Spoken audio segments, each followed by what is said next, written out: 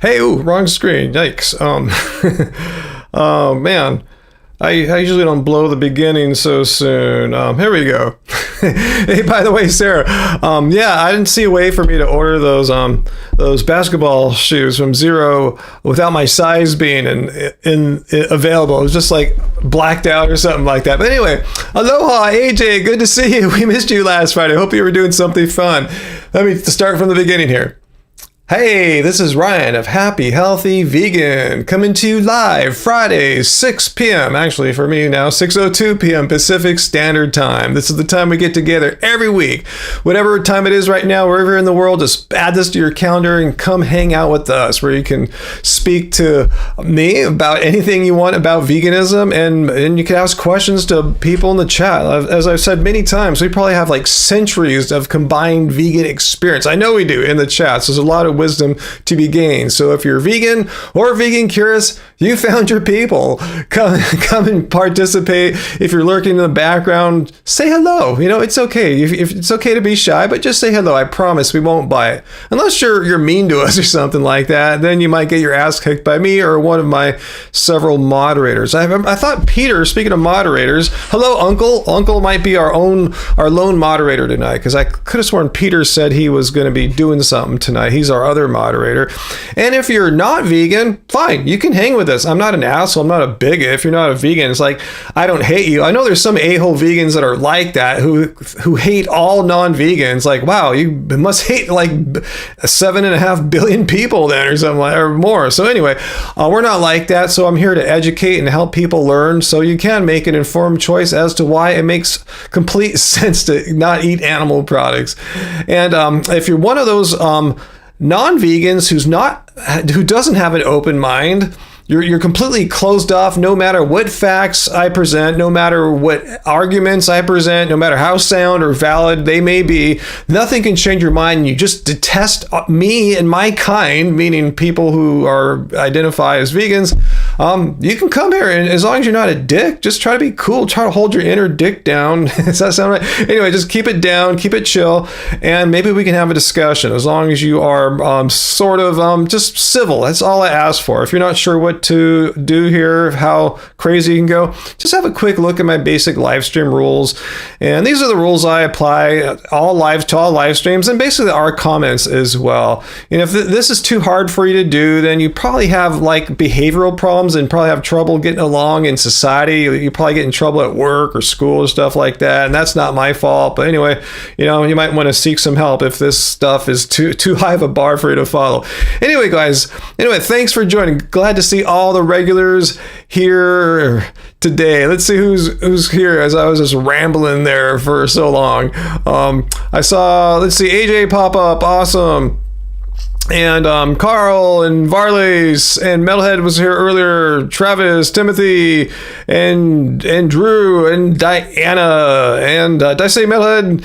And I think I said hello. And Carl, hello. You guys are on time. Awesome. What are you having right now, Uncle? Snacking on some mango and peach salsa with chips. Sounds delicious.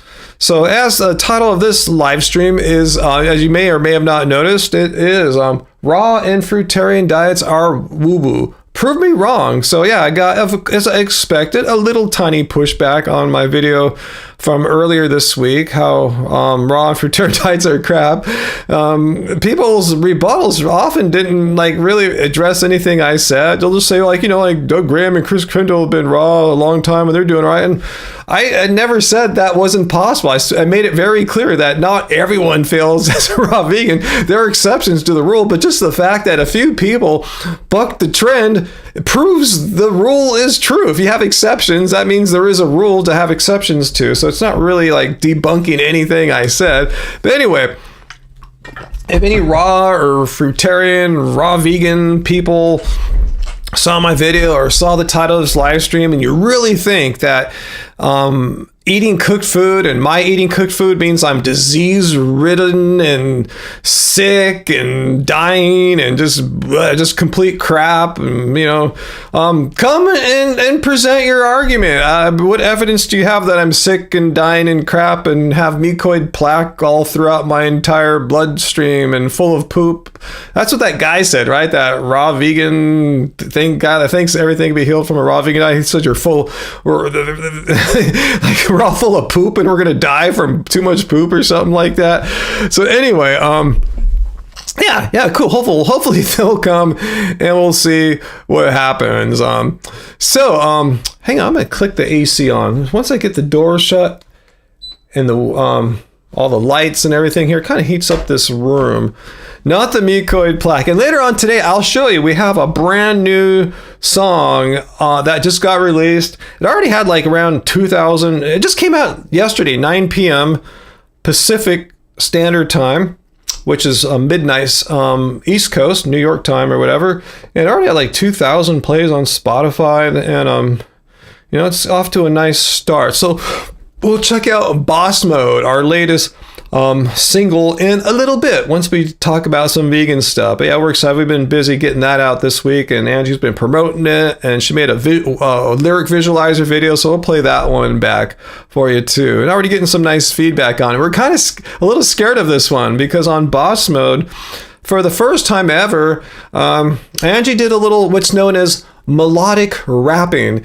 If you hear guys like, say, Travis Scott and stuff, they just don't rap, yo, get down with the rhythm of the funky sound. They're not like that, like old school stuff like that. They're actually singing and hitting notes. This is really common in K-pop too, by the way. I always called it singing rapping, but there's an actual technical term, melodic rapping. So Angie does a little bit of that in there. I was wondering if it was going to freak people out, but so far no one's like, oh my God, I'm totally unsubbing, unfollowing because you did some melodic rapping. I mean, it's singing. It's just singing in a different style, because you're hitting notes and stuff. You're not just going, yo, get down. Anyway, that's me rapping. I actually tried to do the melodic rapping on this song, and I sucked. I said, Angie, you're the singer, you're the vocalist. Get in here and kick ass over what I did. And no one will ever hear Ryan's melodic rapping. It will remain buried in the project on my computer here. So let's see what you guys are talking about. What is going on? That sounds good, Varley. Say tofu scramble for breakfast. Bring some of that here. Yeah. Voice is a total instrument. Yeah, Sarah. And yeah, with melodic rapping, yeah, for sure. It makes it a different kind of instrument. The title makes you angry, Snippy? Why is that? It's a reference to, you guys probably know, it's a reference to like, video games or gaming or something like that. It was a simile. She said, like Boss Mode, and I won't complete the whole sentence, so you can hear it later. She was used as a simile. It's a situation in life is comparable to be like being stuck in a boss mode, like low health, no refill, to refill your health back up, just getting beat up. So anyway, let me know why you feel your title, the title of this, no, not our song. I thought you were tripping on Boss Mode. The title of my live stream, Snippy. Oh, just playing my channel. Okay, I thought maybe you're snippy about the title of this live stream. I don't know. I have too many things going on right now, guys. I don't know what album that would be, Travis. I haven't heard that. Hey, Karina, how have we been since the car accident? Yeah, fortunately, it was the most minor accident, but yeah, a lot of you guys figured out which car was mine on the YouTube, the newscopter video of the live stream of the high-speed chase. If I was up a little further, I might not be here right now, guys. Seriously, if I had left the house at a slightly different time, I could have been way more forward, and I could have hit the dude as he was coming the wrong way on the street. Fortunately, I was back a little bit, and I just got off with a minor scratch. But yeah, we're still kind of mentally scarred a bit from it. I guess it's just left me in this like weird kind of state, just like like wow, that was a close one. That was a close one. But anyway.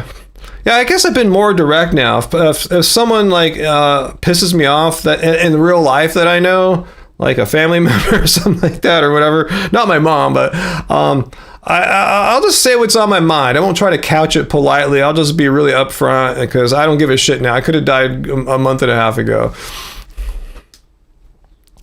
Oh, AJ, we're making so many yummy dishes. Yeah, I'm blessed. Angie is such a great chef. Is that the term for it? Yeah, tonight we're gonna have some khichdi. Before I came in here, I threw some rice and mung beans in a pot with some water, and Angie's gonna go add all the veggies and get it going. So that's what we're having tonight.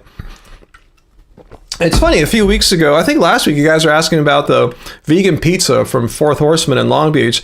And I looked at the Instagram today. They said they're up to 8 vegan pizzas they can offer there now. So I'm going, hell, I know we're going to go have a dinner or two this summer. So yeah, if anyone's in the area, Fourth Horseman in Long Beach has, it's not a vegan restaurant. It's this cool, like, I don't know how to call it, like horror movie / devilish themed night bar, a bar that has a pizza kitchen, and they have really good pizzas. And I only know about their vegan pizzas, but they're up to 8 vegan pizzas now.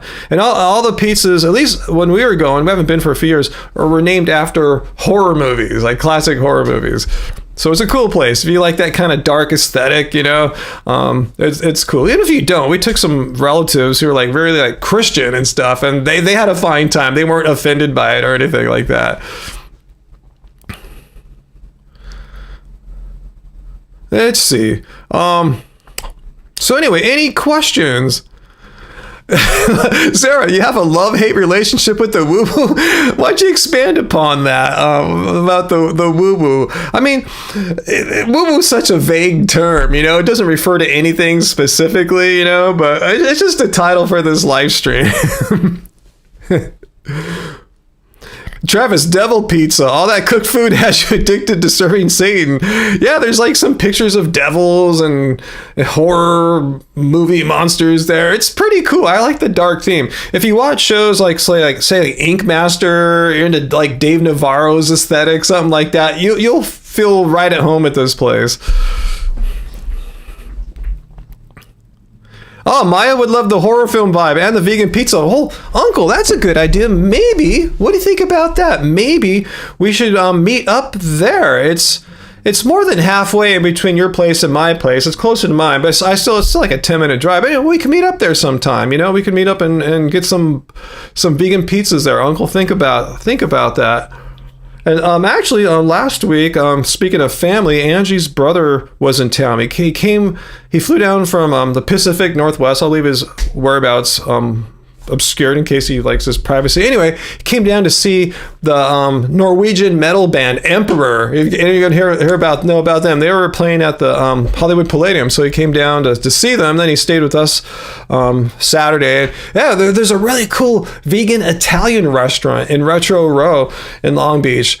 So we went there, had an amazing dinner. We all had different things. We shared it. Really good stuff. The chef's really good. And they told us at night, oh, by the way, in the mornings, we have like vegan pastries and lattes and coffee. So we went back the next morning and it had more of their stuff. So that was awesome. So yeah, Long Beach, yeah, we lost a few vegan places, but we got a new vegan place. And then later on, after we went, Angie and I went out to lunch. We saw one of our friends made a post of some just delicious looking vegan Mexican food, a burrito, and the name of the place is like La Plantita, and it's about the plants or something like that. Anyway, it's all vegan, and it's another vegan place we had never heard of. So we experienced 2 new vegan restaurants, at least to us, in Long Beach last week. So yeah, vegan is still kicking ass.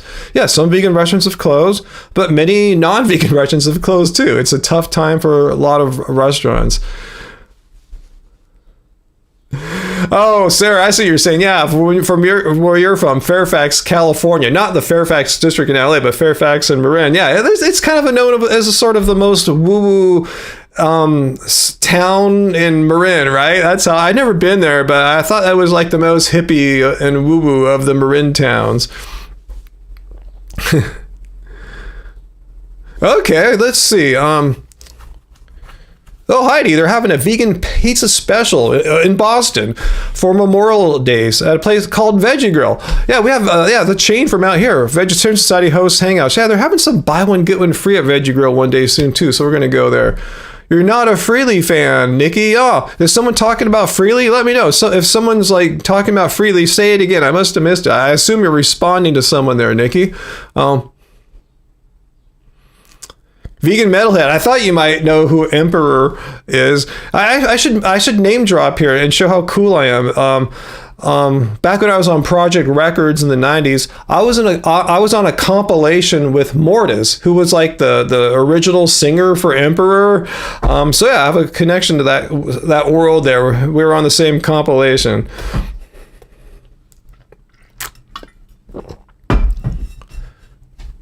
Oh, AJ, vegan Italian restaurant is your idea of heaven? It's good too. We shared a glass of wine there. It was a special occasion. You know, me and Angie shared a glass. You know, brothers there. We haven't seen him like 7 years or so. Probably not since that last funeral, Uncle.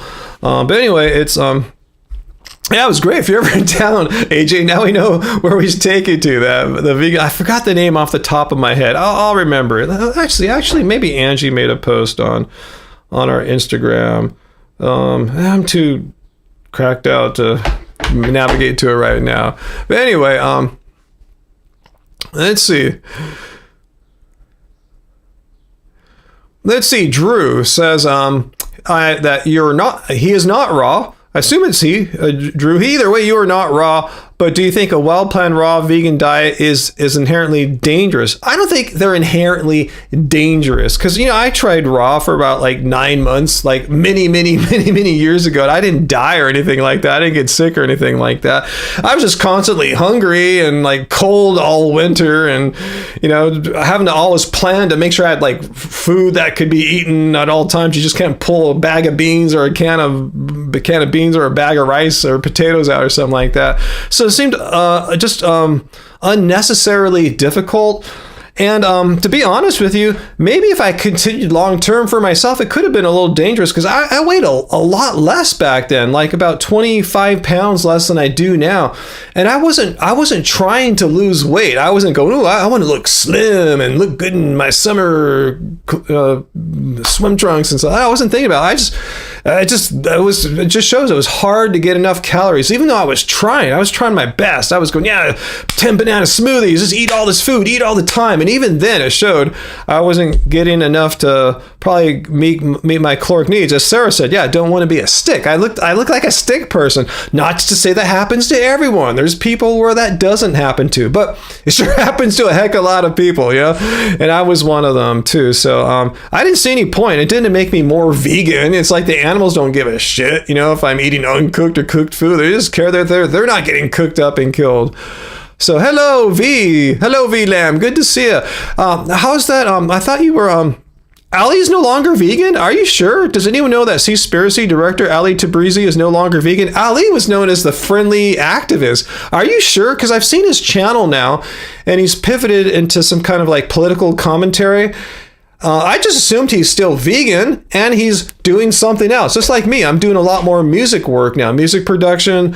I'm still vegan. You know, if you see me making music, Ryan gave up veganism. He's making all this music. No, I'm still vegan. So are you sure? Is Ali not vegan? Okay, he did make a video about it. You haven't watched, but the comments seem to confirm it. Wow. I'll try to find his channel. Do you remember why he's no longer vegan? That's a surprise. He was a vegan activist even. He made the Seaspiracy movie and he's not vegan? Seriously? That's depressing. And he has no excuse. He was never raw, so he couldn't develop all these gut problems like all of Tim and Ravana and all those people had and stuff, Tim Sheaf. And yeah, he was doing it for all the right ethical reasons. As far as I can tell, he's eating a balanced, sensible vegan diet. That's crazy. I'll have to tell Angie. He's been here. He's sat in this room with me. We've made a video or two sitting in this chair about veganism. That's mind blowing. Wow. Well, thanks for bringing that up to me, VLAM. And how you doing? I thought you said you caught COVID, I'm not caught it last week. I thought last week you told you had COVID. And I was just reading today that there was a big surge in your part of the world, like Asia in general. So I guess it's no surprise, you know, that you got it. So I hope you're doing all right. Because there's no surges going on out here right now, so I got to go to all my favorite restaurants because there's prediction. It's coming out here. It's starting to be the strain that you guys have had and are still having out there. It's making its way here. It's probably just a matter of time before we get a summer surge. So I got to go hit up all my favorite restaurants while things are relatively fine out here right now, surgeless right now. cool. I'm glad you're all better, V. Like, I feel you probably would. You know, you're young, strong, healthy, diet and everything. I wasn't too worried, but you never know. You never know. I'm always more worried about later on in the summer when it gets out here and my mom and stepdad, who are oblivious to things, they're just going to go out into the world and not know there's a surge going on and get it again. And when you're 87, 88 years old, getting it, you don't know what it's like for someone that old to get it. It's like, it's really different. It affects them like way more hardcore. Like imagine if you didn't feel like that good, imagine feeling 10 times worse. You know, it could be a life-threatening thing. If you got to be careful. All right, sorry, you know a couple with COVID right now. It's still here. Yeah, it's still here. Yeah, we just haven't had a big surge yet, and that's when everyone's got it. Last year I learned a few things before the surge comes, because I wanted to test my my mom when she got the symptoms. The testing kits were all gone. You know, anything you might need is gone. So just get crap before, you know, if you do that kind of thing like testing. I've never really taken a test. I read the instructions once and go, wow, this seems really complicated. I don't want to deal with it. I just, you know, anyway, have someone else give it to them. Uncle. Okay, I'm not an expert on this, but I don't think the new variants are any more or less severe. They're just they just have new ways to attach to evade, like, you know, antibodies you might have either from past infection or from what's those called, that RFK is all against, the jab, you know. Anyway, yeah, just, you know, they mutate, they find success, like, oh, this mutation seems to work good, and it gets to reproduce. You know, the whole evolutionary theory works. So I don't think they're any more or less severe. It's just they find sneaky ways to get past the defense systems. And the tests do have expiration dates, but I did read, or someone credible I remember told me it's not a hard and fast date. You could probably still use it as long as it ain't too old. Let's see, Dominic 7 said, Vegan Rising never took the bait of debating you, I guess, with your attack. I never challenged him, did I, Dominic 7? I mean, at least in my last one, I don't remember ever asking him to debate. In fact, I don't consider myself a debater, or this is a debate channel. I just have, you know, rational dialectics, you know, a discussion, you know, involving, you know, evidence and argumentation. So maybe I invite him to do that, but I'm not a debate bro. You know, there's debate bro vegans, you know, I'm not one of those dudes, but I like to look at things from a certain perspective, you know. So I'm a certain perspective, you know, applying rational thought to an idea rather than trying to just yell at each other back and forth and beat each other up. That's not my thing. It's not like who yells and is most aggressive wins and therefore their position is granted truth or anything like that. No, I just like to think of through things like if I were still back in philosophy school and just kind of, you know, try to arrive at what seems like the most reasonable explanation for things. Heidi, I haven't heard anything about COVID weakening on mutations. Again, I'm not a doctor, epidemiologist. That's what I've just read from the experts. They don't like weaken or strengthen. They're not more sinister or more lame necessarily. The biggest difference is that a higher percentage of people get infected. And it's kind of a numbers game. You know, if you have, you know, a relatively small amount of people infected, percentage-wise, like say like 1% end up in the hospital. Hospitals are fine, but say you get a surge and the normal amount of infections go up by like 10 times. Well, the amount of people, that 1% you know, that needs to get hospitalized increases tenfold as well, and that's what could affect like the hospital's ability to like care for not only COVID patients but just for patients in general, and that's what overwhelms the health system. So I don't think it's gotten any worse or less worse. It just, you know, the new mutations become of interest when they are more easily transmitted around. But again, I'm not an expert, I'm a music producer.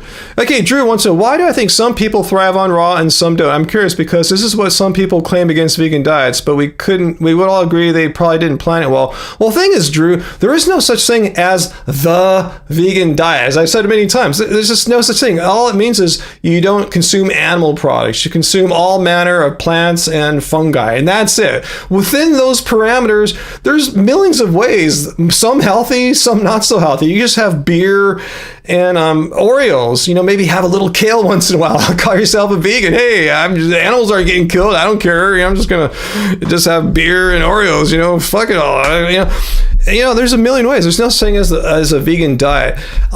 As far as a thriving on I don't know, Drew. I don't know why so many people that do long-term raw end up getting sick. Because I only did it for like 9, maybe 10 months, something in that ballpark. I didn't do it for on the span of years, like, you know, like Ravana and these people. I don't know how it works, but it seems like there's it's kind of a percentages thing.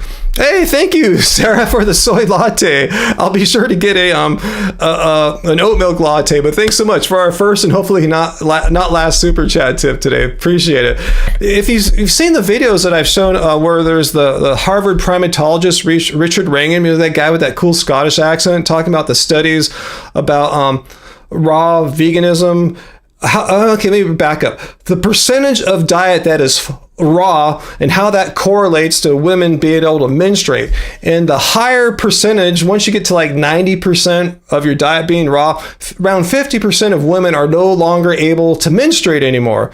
That means that if you're eating 90%, well, yeah, half are menstruating and half are not. So some are doing okay, some are not. But it just shows not everyone experiences the effects of a raw diet in the same way. But the more raw you eat, the higher chance it becomes that you're going to have, that you will experience some of these negative side effects, health effects. And I showed a study last on my video from Tuesday, how there's studies that show there's like, you know, some complications that are common with raw. Doesn't happen to every last person. You know, you hear the story about, you know, someone that smoked 12 packs of cigarettes for like 80 years and they lived to be 110 or whatever. Doesn't happen all the time, and I don't think any doctor in their right mind would recommend you follow that path. Someone just got some genetic luck there. So yeah, I don't think every last person that eats raw, I've never said that. I've never said everyone that eats raw is going to be quitting veganism in 5 years, but it increases your odds a hell of a lot compared to someone who eats like myself. Let's see. Cannabear. All right, Cannabear, let's look at your question here. Sounds like veganism is an ideology based on being kind to animals. So it's done for health, or is it just plant-based? So is it done for health or just plant? Okay, I'm not sure if I rephrase the second half of your question there, Cannabear. But so veganism is not an ideology. Let's put your words up here so we can address it all at once here. It's been a while since I got someone up on the wall here. So let me get your, here's the text. Hang on one second. Well, it's been a few weeks since I got our wall up here. So the purpose of the wall here is such that, I'm responding to what you're saying. I'm not making stuff up or anything. Okay. First of all, veganism is not an ideology. Veganism is, it's not my music. I wish my music were veganism. No, veganism is simply having a stance, taking a stance against animal cruelty and exploitation here. So that's it. If you want to call it an ideology, I just call it a belief. And in particular, it's a belief of a moral kind, like a moral belief. So I don't think that's ideology. It's like saying, oh, I believe that like murdering people's wrong. Is that an ideology? Not really. It's a belief you have. It's a moral belief. Just like I believe killing animals for food, clothing, or any other purpose is wrong. Not an ideology. It's just something you believe that killing animals for food, clothing, or any other purpose is wrong. It's a moral belief that you have. So does that answer your question there? It's not an ideology. I'm not sure, like, how could that be an ideology? It's like, which of my beliefs I have up here are ideologies, and which of my moral beliefs are ideologies and which are not. So you're gonna have to like show me something special if you want to take it from a moral stance to an ideology. So I'm kind of curious what you have to say. All right, Kenny Bear. So yeah, just come back. I can't scroll up. I'm managing a live stream here. A lot of people on for me right now. So if you can just paste it again, help me out here. Help me to help you. You know, I got 2 monitors here, an iPad to change screens around. I'm a busy fellow. Let's see. Dominic says, Raw Advantage. Seems like a cool dude. Either way, you've done callers with Vegan Zombie. They seem pretty chill. Raw Advantage. Is that dude that says a raw vegan diet will cure every disease known to man? I'm sure he's a nice guy. I'm not questioning if he's a cool dude or a chill dude, a nice person. I've not called it into question those attributes about him. All I've said is that the stuff he says about it cures every disease known to man, and if people like me who eat all this cooked food are full of, quote, poop and mucoid plaque and we're gonna die, I'm calling out complete bullshit, and he's giving out dangerous misinformation. I think he's completely overcharging for his Zoom meetings to teach you how to not eat food and drink juice instead. But I never said I'm sure he's a chill dude. He's probably happy when he looks in his PayPal and sees like $3,000 every week or two. I'm sure he's stoked, but yeah, I'm just calling into question. I'm just drawing attention to the complete uncorroborated, unscientific information and potentially dangerous information he's given to people, especially people who have maybe consulted doctors about particular health issues and haven't gotten like reversals of the disease, and they come to this guy saying, oh, I can cure you, man, just pay me $350 an hour and we'll Zoom. I will cure you of your disease. What's your disease again? Oh, whatever it is, don't worry, I will cure you. Which is a complete lie, and it's completely unethical, and that's what I'm calling out. But he might be fine, a nice person otherwise. When you hang out with him in real life, he might be cool, who knows? I don't give a shit, because I don't care about what he's like in person and hanging out with. I care about spreading misinformation and bullshit. So anyway, oops, why'd I do that?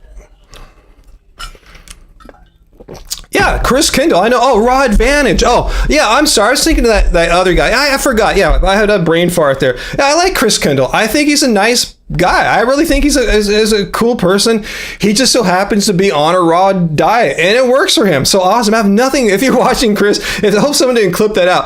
I like you, Chris. I was talking about that Shane guy, the guy who says, look how young I look as a vegan. I'm like 46. I look like this. And I know on his Instagram, you can see the obvious use of filters and stuff like that.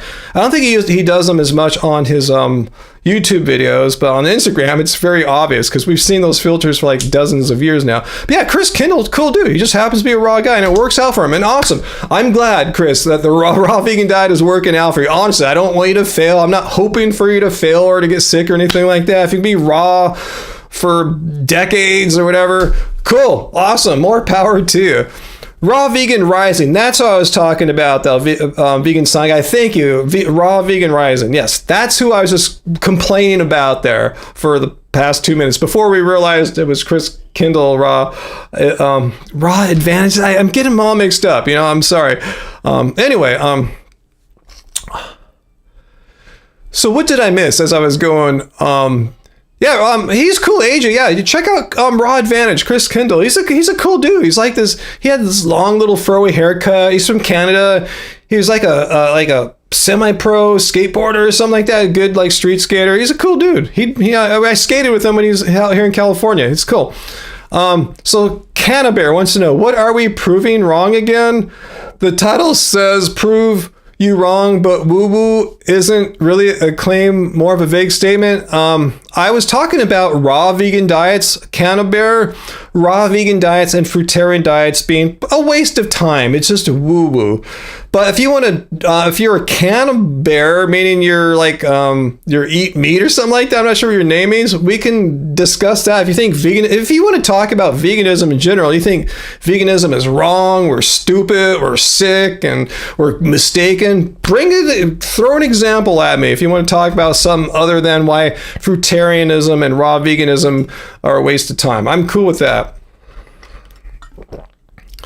Okay, Drew, Chris Kindle has recent videos debunking mucoid plaque. Thank you. Thanks for sharing that. I didn't think Chris believed in all the nonsense of raw propaganda. I know he believed in some of it, but I don't think he was as bad as some of these other guys like that Shane guy, Cool. I'm glad Chris doesn't believe in mucoid plaque, because just look it up. It says it's pseudoscientific woo-woo promoted by certain kinds of health influencers.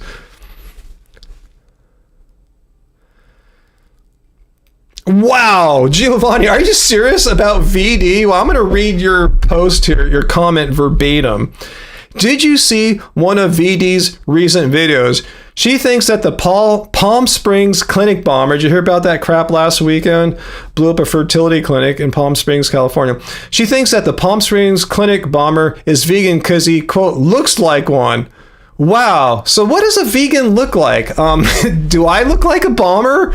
You know, VD, are you watching? Let's see how well your logic works here. Does this face here look like someone that would bomb a fertility clinic and kill myself in the act of blowing up that's just ridiculous.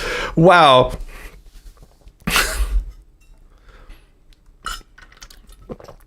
AJ, anyone else eat baked potatoes with hummus? No, I never have. What is that like? Oh, cannabis. You're into cannabis. Awesome. Cool. I like cannabis too. Not something I do every day. I actually had some last night. I smoked a little in my vaporizer, and I had the best sleep I've had in about like over a week. And I hadn't smoked at all in that previous week. I don't know last time I smoked. A week ago, 10 days ago. I've been having just not sleeping all that well, like getting woken up in the morning easily. But yeah, I slept pretty well last night. So maybe it is a medicine. I'm not sure. So I'll probably smoke a little tonight again. Yeah, VLAM, exactly. So what if that Palm Springs clinic bomber was vegan? Like, what does that mean? Look at other bombers, domestic terrorists. They weren't vegan. What does that mean? Just because, like, you know, I thought it was a while ago, like when a mass shooting was the perpetrator of a mass shooting was like gay or trans or something like that, and they said, see how degenerate these people are. Like, what? All the other mass shootings were from non-trans people, just straight up cis normal people. What does that mean? It means nothing. It's funny. It's like veganism. If, like, you know what I'm saying, if, like, say, like I said, I had bad sleep for the past week, someone's gonna make a video, see, Ryan had bad sleep for a week, it's proof that veganism is a horrible diet and fucks up your brain. Well, how about all the other people that had bad sleep for 7 consecutive days that were not vegan? It doesn't prove anything. It's like, it's people just pick and choose, cherry picking evidence for their bullshit ideas.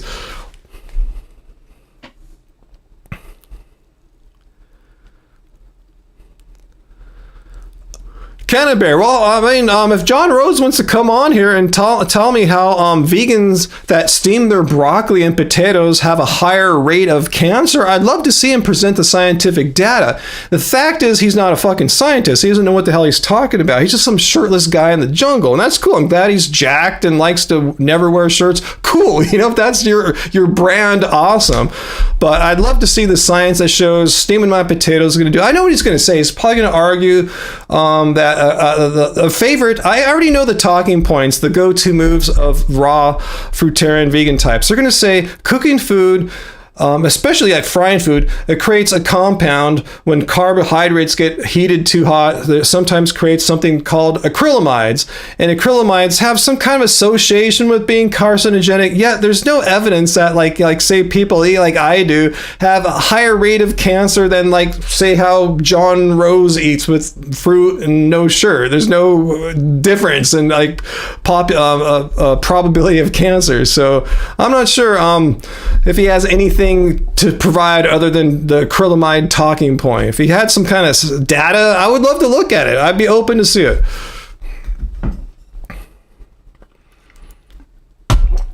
Jeremy, yes, the healthiest vegan diet includes lots of so delicious ice cream sandwiches. 100%. Take that, John Rose. And, you know, we could pull some money together tonight with the super chats and maybe buy John Rose his first shirt, you know?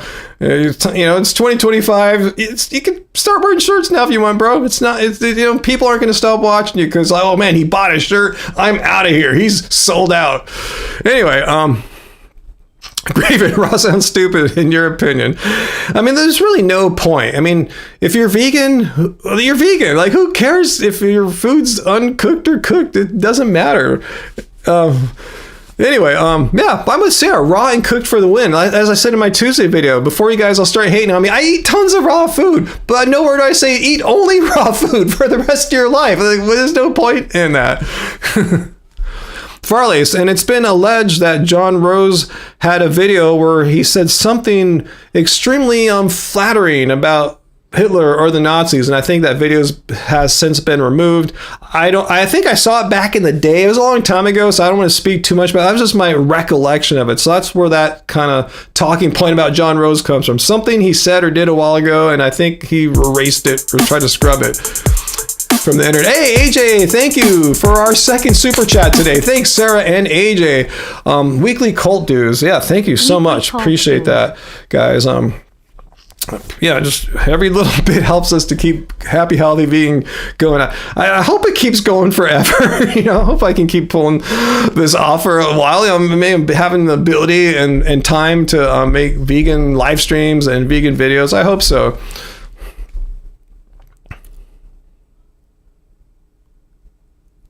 What's that true? If John Rose tried vegan ice cream, he would run up a wall shirtless, huh? Maybe he'll start wearing shirts after. He goes, why was I shirtless all these years? Yeah, Graven, that's what Elvis did, right? Cooking bananas in between peanut butter sandwiches or something like that. Let's see.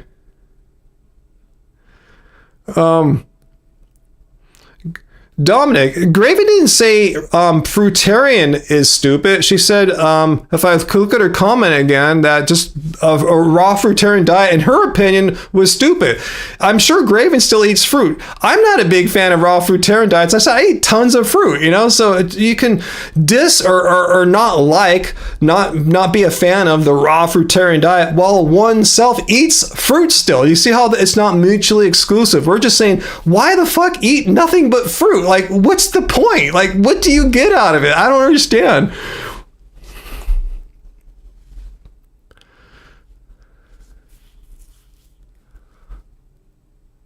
Vegan sign guy, you got ambushed by a ton of Christians in your live stream day? What was your live stream about? And how come they haven't come to my live stream? What was the title of your live stream? Was it something about vegans should not be Christian? Prove me wrong. Like, were you provocative or something like that? What happened? I would have been there, vegan sign guy. That sounds kind of fun. Tell me what you did. Maybe I'll try it sometime.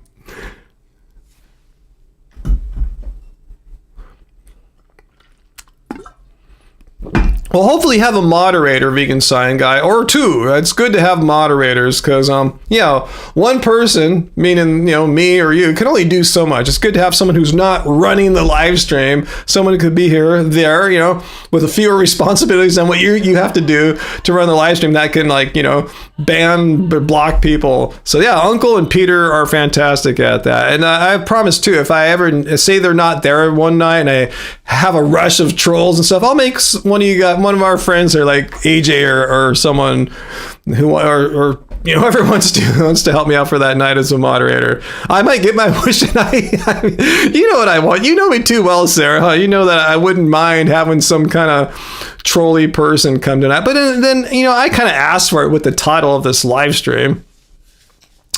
Nikki, favorite raw dish when it's summertime? Cherries! Cherry season's here, man. Even with Angie's brother here last Sunday, after we had that coffee at the vegan Italian place, I said, all right, guys, I'm going to leave you guys here. And they walked to another coffee place nearby, not vegan. But anyway, I said, I'm going to go to farmer's market. I'll be back in about an hour. It's cherry season. So I plunked down $40 for 4 pounds of cherries, and they're almost gone. Assuming we have some cherries tonight, they'll probably be pretty much polished tonight. So back to farmer's market Sunday and some more cherries. So I'll put you guys to super chats here.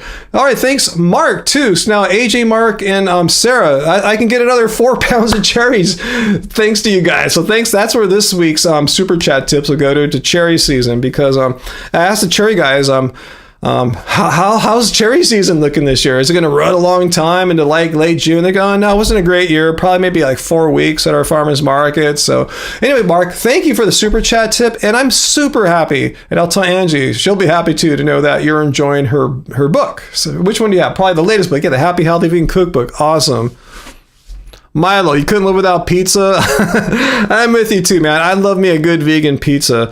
And I'm happy to say, we tried a place in Long Beach a couple weeks ago where they offer walking distance from us a good vegan pizza. And I mentioned earlier that Fourth Horseman, the place I used to go to all the time after my live streams a couple years ago, they have 8 vegan pizzas now to choose from. So I'll meet Uncle there sometime soon, or I'll just go there tonight maybe. Who knows? No, we're making kitchery, so it won't happen tonight.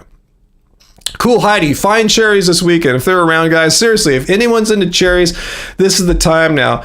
I bet you even where you're at, Sarah, they're probably in season now. They usually it starts in Southern California, and you see as you go higher, and to Northern California, Oregon, Washington State, those cherries become available soon too. So it's probably happening now. Yeah, plums are great too. I love plums too, Heidi. Oh man, Graven, your stores are full of mangoes and papaya. You're in the tropics, so yours are probably from not too far away, I imagine, huh? Rosie Jean, you enjoy raw food? Great, so do I, and so does Sarah, late model, and many others here. We like to eat our fruits raw as well, but then we like to enjoy other foods as well. I don't see why there's any reason why we need to eat only raw or only cooked. I don't think I'm not advocating eat only cooked. I mean, the reason why I even eat the way I do is because I'm vegan. I'm against animal cruelty and exploitation. And last time I checked, the animals really don't give a shit if we're eating cooked or uncooked food. They're just as happy either way. They just don't want to become your next meal. So, yeah, I'm not sure why I would need to eat raw food only. But I said, I have raw food pretty much every day, especially after a workout. That's when I come back from the gym, throw all the bananas I got, some fruit in the blender, make just a smoothie. That's the only thing I want to eat at the time. Yeah, there's a Sarah down there, late model. I eat so many raw fruits and vegetables and cooked foods. I love it all. I'll just repeat what you said there. I'll just reiterate, reemphasize what you said. I agree with you 100% there, Sarah. I love it all. Why choose? I'm not sure why we have to be forced to give up one or the other. Why do we have to choose raw or cooked? I mean, we're vegan. We're able to eat all the plants that nature, God, whatever, put out there for us to have. Why exclude perfectly healthy food groups? I mean, okay. You get it. Okay, you got it, Rosie. I'm just saying, why? What's the point? There's no point to give up legumes, say. I mean, there's no studies that say if you eat legumes like beans, you're going to die. I mean, in fact, there's studies that associate longevity with populations that have high legume consumption. So it's not to be avoided if you're I know a lot of raw people think they're going to live forever. I mean, a long time. I don't think any of them truly believe they're immortal or anything like that. My point is, if your goal is to live healthily a long time, legumes should not be excluded from your diet. Otters and elephants, you prefer your legumes cooked? I prefer not eating a raw hard bean as well,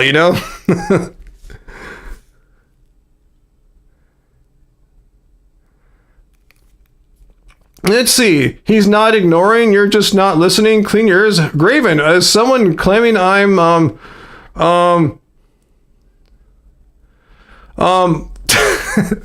oh, so someone doesn't like me wearing a cap. Okay, would you feel better if I didn't wear a cap right now? I just didn't make my hair look all awesome for you. Are you less triggered now? I don't know. I have precious snowflakes coming to this live stream that care about if I'm wearing a cap or not. So, are you less triggered now? Tui Suiso? I didn't know that it really made a difference to your life if I'm wearing a cap or not. If you're triggered, I don't give a fuck. I'm gonna put my cap back on. I don't dress for odd random people that I've never encountered before. I dress for myself. Let's see. I'm triggering him right now, or you, whoever, he, her. I kind of take a little bit of joy just knowing that the fact that I put some attire on my head, I'm triggering someone. And your statement saying I shouldn't wear a cap because it's not sunny indoors, it's not logical. The cap's on backwards. The intention is not to block the sun. So I would wear it frontwards, right? Duh, So are you just joking with me, or do you have trouble with basic cap logic? What's this fossil shit? What the fuck? Let me find this comment here. Okay, so you violated one of our big live stream tenets here. So let me show you what's going on here. You are a fucking bigot ageist. these are the rules that get you kicked out. Be civil, which you can't be. You come here attacking me for wearing a cap, and then you did personal attacks. Specifically in your case, ageism. You know, like, why are you trying to call me a fucking fossil? Like, I'm older than you. If you don't die, you will someday reach my age too, you know? So, so what's the point? You know, you're trying to like make me feel bad for having not died and made it to 57 years old. If you're trying to hurt my feelings, it's not going to work. It takes more than some shitty comment like that to what are you supposed to, he hurt me. I'm going to stop making live streams. He debunked me. It's over. No, I'm not a precious snowflake like you are. You're the one that showed that you're a precious snowflake because you got triggered by me wearing a backwards cap indoors, thinking I'm protecting myself from the sun. So anyway, because you are an ageist bigot, let's ban this asshole. An observation isn't tag. No, it's ageist. Like, say I walked up to someone and said, "Hey, you're an old-looking fossil." "Oh, I'm just making an objective observation with my senses." You know, it's like, no, that's being an ageist asshole. You know, you could apply the same. You could say something racist and say, "Oh, I was just making an observation about you Chinese people." You know, so bigotry is bigotry, and we have zero tolerance for bigotry. So you're getting your ass banned. No, I'm not having a mental breakdown. I'm just showing you what you came here. Your intention was to hurt my feelings and trigger me. And if anything, you're the one who's triggered because you're commentating, is that even a word? Making commentary about the attire I chose to wear today, which is none of your fucking business. So for being a bigot, you are banned.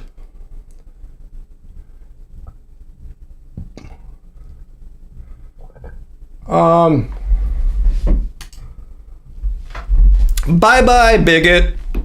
And when you're 57, could you send me an image, assuming I'm still alive, could you send me a nice image of how you look and see if you look anywhere as good as I'm looking at 57? I would love to see it. I'm not saying you can't or won't. I don't know, but let's wait and see.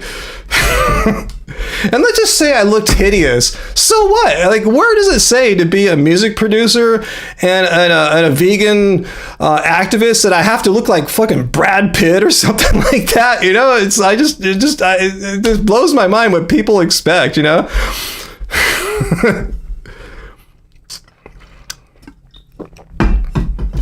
So anyway, Jeremy, you didn't die, loser. Oh, he hurt my feelings. No, I'm not having a mental breakdown. I'm just making a mockery of the stupid intention that you had. You really think just saying, "Oh, you look like a fossil" is going to make me break down? Like, no, what a weird fantasy you must have had. So anyway, it sucks. You can't even get old just because I'm alive and haven't died yet. So somehow that debunks veganism or something like that. Yeah, old age. AJ is so right. Hey, if you're still here, young troll, even though you're blocked, you can still watch. And I'm just going to read you AJ's comment here because this is so true. Old age is a privilege denied to many. Think about that. Not everyone gets to make it to old age. You know, it's a privilege denied to many people. So be grateful that you're alive right now. Vegan sign guy, you want your activist like Derek Zoolander? Yeah, I know. AJ, speaking of Brad Pitt, I didn't think he was attractive until he's over 50. I mean, okay, you know, I can say this as a dude, right? I mean, he's a really attractive dude in his late 50s. It's amazing. I mean, he was a good-looking dude in his 20s. It's a lot easier to be really good-looking in your 20s, but he's I mean, yeah, I understand. He might not do it for you, but when you see Brad Pitt, you go, wow, he just looks so good for his age. It's crazy. Anyway, what's that, Timothy? I think Ryan should challenge the next ages to a one-on-one basketball or a long-distance run. Not a long-distance run right now, but I'll definitely take him on for basketball. So speaking of which, today, guys, I went to the gym. I was doing my basketball warm up, and a guy, he's maybe around my age. He's maybe 50. He's probably, I don't think he was in his 40s, probably early 50s maybe. Anyways, he asked me if I wanted to play one-on-one. I said, yeah, let me warm up a little bit. I've only been here like 10 minutes. Give me another 10 minutes. So I got warmed up and I went and played him. We started playing. We played a game. We're playing a game called 21. It's like a one-on-one kind of game, and after about 10 minutes, he stopped playing. He didn't want to play anymore. He thought I was too physical. And I said, dude, no, this is just how I play. Don't take it personally or anything. I mean, this is how I play. I'm a really like, intense defender. And I know a lot of people don't like that. They don't like any touches. In fact, when he quit playing, he had his back to me, so I just put my forearm on the guy's back, which you're fully allowed to do. He got mad, like, you can't do that. I said, yes, you can totally put a hand on the back. All right, we're done. And so anyway, we left on good terms. I gave him a high five. I said, nothing personal, man. It's all good. If you didn't want to get into such you just wanted a chill game, you should have told me that. But this is how I play. I play everyone the same. It's how I train. When I'm playing one-on-one like this in practice, I'm just playing how I'd play anyone. If he wanted to play a more chill game, he should have told me from the outset. But I'm just saying, my point was not to brag. My point was, people say, oh, Ryan, he's a vegan, he's deficient and weak and all this crap. Meat eater basketball dudes often get mad at me because I'm so physical, they don't want to deal with it. Not everyone does that, but there's a certain percentage. I would say maybe like less than 10, probably 5% of players I encounter don't like the physicality that I bring to the game. That's just too much for them. So I'm just letting you know, this weak, deficient vegan here is too strong and physical for a lot of meat eaters that I play. Again, I'm not bragging about how awesome I am or anything like that. Just showing you that I'm not all that weak and lame. And meat eaters will just walk away sometimes, like, no, I don't want any part of this. This is too hardcore. If you want to see physical basketball, guys, just watch the playoffs. I was watching the Timberwolves and Oklahoma City Thunder this series, the first two games. That is physical basketball. I mean, if my physicality is on a scale, I'm a 1 or 2. Those guys are like 10. That's hardcore. I mean, yeah, I'm physical, but, if you can't handle me, I mean, I'm nothing. I'm on the entry path to what a physical player is like. I always point out to people, it's a physical game. It's a contact sport. Doesn't mean you can tackle someone or anything like that, but there will be some touching. What's that, Timothy? Basketball has bumps. And that's okay. Yeah, I told you, there's some bumping. Yeah, I told you when he was kind of backing into me, I put my hand on his back. I don't know what he expected, just to stand straight and let him spin around me or something. I was putting my forearm on him. Anyway, yeah, with positioning for rebounds, yeah, people get leverage. Yeah, you box people out. You do all sorts of stuff to try to get in the best rebounding position. You just don't stand there and just let someone get the rebound. It's a physical game. So anyway, I was playing him well because he was a good player. I respected his game. He got out to an early lead. And then when I started catching up and finally caught back up, we quit at 11-7 or something like that, But I was playing him well because he was beating me like 5 or 6 to nothing. And I wasn't going to have that, I have a lot of respect for my game, and I respected his game. And I wanted to make sure I, played, gave it my best. So anyway, fencing would be good for you, Sarah. You don't like touching? Like, it's touche, right? Don't they say touche in fencing? So there's touching, isn't there? I don't know too much about fencing, though.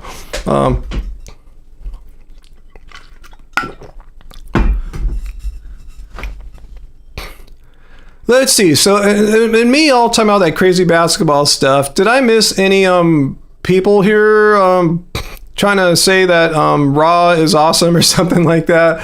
Let's see. Vegan Heretic about Brad Pitt. I'm sure there are people who will think Brad Pitt is the ugliest man in the world if he goes vegan. I'm sure, right? Like, Brad Pitt used to look super attractive. They'll throw up a picture from like Interview with a Vampire or Thelma and Louise or something like that when he was 20. And look at him now. Yeah, he's 61. Yeah. Veganism has caused him to go from Thelma and Louise, an Interview with a Vampire, to how he looks now. Is only vegan, not like 4 decades of living and aging. It was the vegan diet, I tell you. Eat those plants and all hell, go to hell.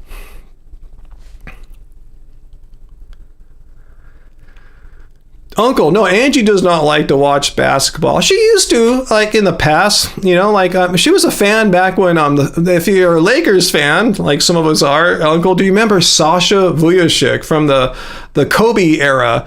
He was he was critical in the Game 7 against Boston. Sasha hit some like clutch free throws that contributed to that championship. But yeah, she was a fan during the Machine era. That was the last time she was really watching basketball a lot. That was cool. I liked watching Sasha's game too. His game is a lot like mine.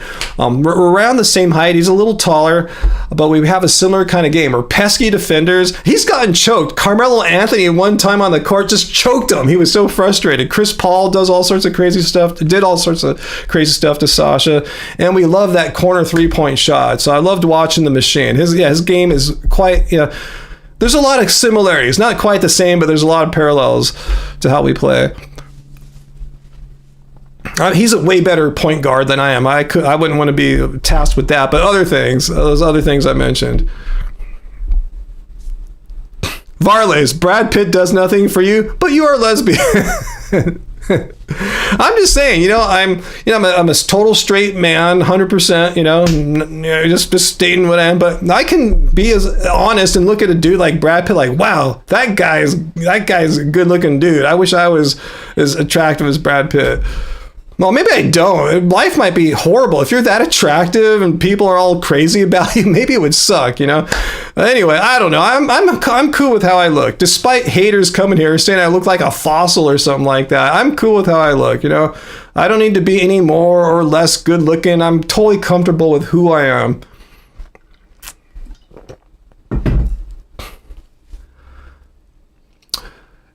Who's your pretend boyfriend, Heidi? Brad Pitt? Good choice. Kyle Chandler. Who is that, Sarah? That name does not ring a bell. Wait, Caitlin Clark. That name sort of rings a bell. Sultan guy? You guys know all these different people than I know.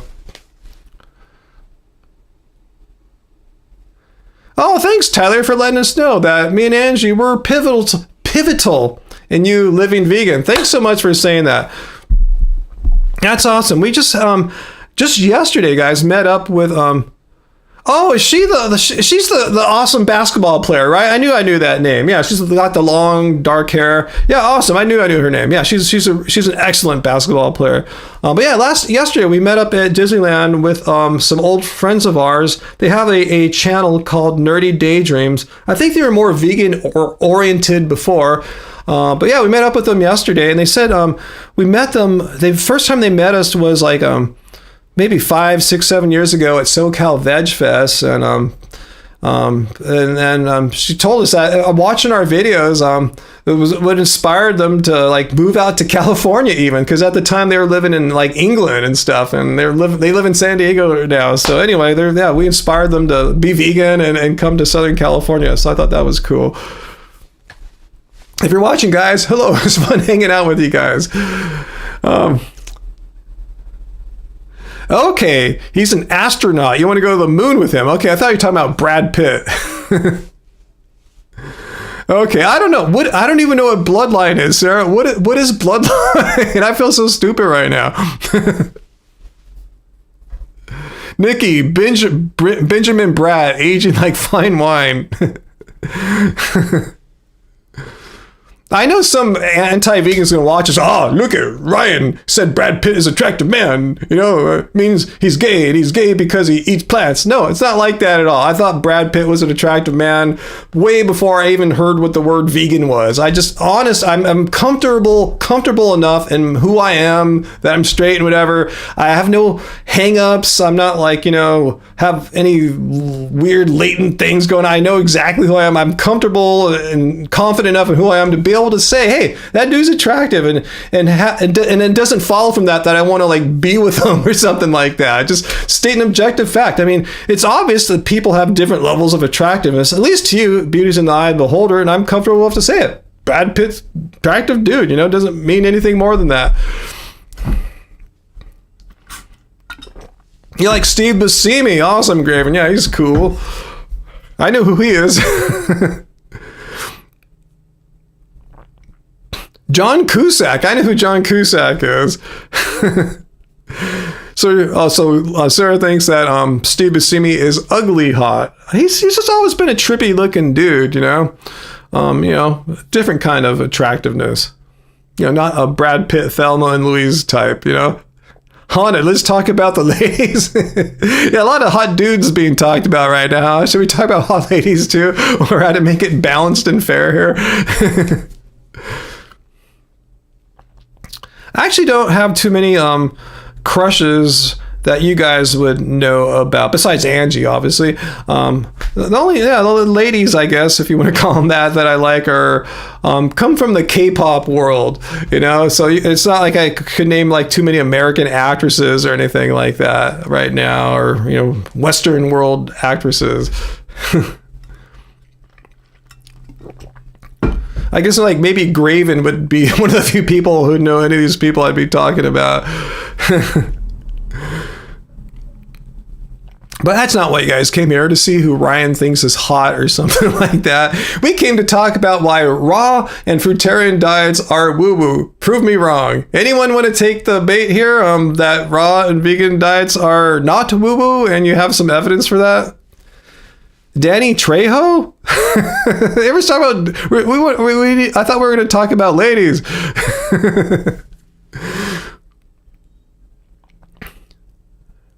Angelina, like Brad's old wife. I've never been into Angelina Jolie. I mean, she seems like, you know, she's a beautiful woman, obviously, but I've just never had a thing for her or anything like that. Look at young Steve Buscemi. He was still funny looking back then, Graven. Not in an ugly way. He's just kind of a weird... He's always been a weird looking dude, you know? But he has charisma. That's why he's a Hollywood legend, you know? I'm sure he would make a distinction between his kind of attractiveness versus like a Brad Pitt kind. Yeah, Dawn, you're right. And even if I somehow chose to be gay or were gay, it would not discredit veganism. It would have nothing to do with veganism. It's totally different things. But I'm sure if I somehow became gay or something like that, I don't know how it would happen. People would say it's because he eats plants. It's all that soy or something like that. But yeah, there's nothing wrong with not being like me, you know, straight and like that. And whatever your preferences are, it has nothing to do with the food you eat. Jessica Chastain, hot vegan. Oh, I'm not sure who that is. Oh, wait, Rachel Wise. I know that name. I can't totally picture her right now, but I think I know what you're talking about there, Graven. Selma Hayek, yeah. From my generation here, yeah.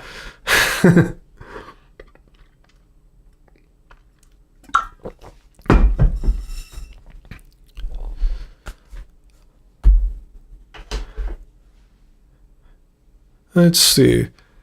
You can't see. Here's one of my crushes. You can't really see her that well. She's on my phone. Oh, when it's not that bright, you can kind of see her there. She's Yunha from G-Friend and BBZ. That's my favorite. She's been my favorite K-pop crush for a long time, like 4 years or something like that. I have others, but she's my number one. She's on my lock screen.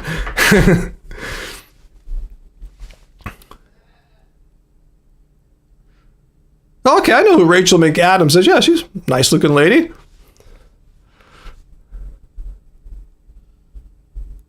Blood Rose, voice more than looks do it for you. Listen to Ghost's acoustic pieces earlier. Your goth heart melted. Oh, goth heart. You should like our music then, huh, Blood Rose? I know what you mean. Some of my biggest female K-pop crushes are where they have the looks and a voice that just makes me like, I'm melting, you know, it's so, the voice so sexy, it's so beautiful or something like that. Yeah. From raw to hotness, that's where we've gone so far, Sarah. You totally, that's the trajectory of tonight's live stream. AJ, I thought when you said your current crushes are Ryan. Ryan Guzman. Oh, darn. I'm just kidding. Oliver Stark, who is vegan, and Lou Ferrigno Jr. I remember you've mentioned Lou Ferrigno before. That's awesome. Goth heart. I think I'm with you too. I have more of a goth heart. My music has always been very goth friendly. In fact, when we were on Project Records in the 90s, at that time, that was like their primary fan base was Gothic people, and we were the biggest selling band back then. So yeah, we were quite popular with goths. I think what goths like about, not all goths, goths is such a wide thing too. There's like goth rock, you know. We appealed to more what people were back then called like the velvet goths, you know, the ones that are more chill and stuff like that. I think they like our stuff because our music comes from a really heavy emotional place where we can take it to like really beautiful places, really sad places, you know. It's that kind of romantic thing. Anyway, Starsky and Hutch. David Soul. Which one was he? Starsky or Hutch? That was a cool show back then. Ooh, Your Sister's a Mercy. Yeah, that's what I mean by goth rock. Yeah, we weren't in that kind of goth camp. Yeah, we're in the ethereal goth. Yeah, we didn't have a drummer and some dude who sings in a low voice. The bats have fled the bell tower. That's not them, but I'm just saying that we didn't have that kind of thing. I had pretty fluffy ladies, female voices, and heavenly voices is what it was called back then. That's what I figured, AJ. That was Hutch. the blonde guy. Yeah, I don't think Starsky was supposed to be the sex symbol. Kind of like in Chips. Like Eric Estrada was supposed to be the sex symbol, and John, it was Ponch and John. I think John was supposed to be the sexy one. Like, yeah, it's kind of funny or sad in some of those duo pairings in TV shows. One person's supposed to be the sex symbol, the hot one. The other one's, he's all right. He's not bad, but he's not like the other guy.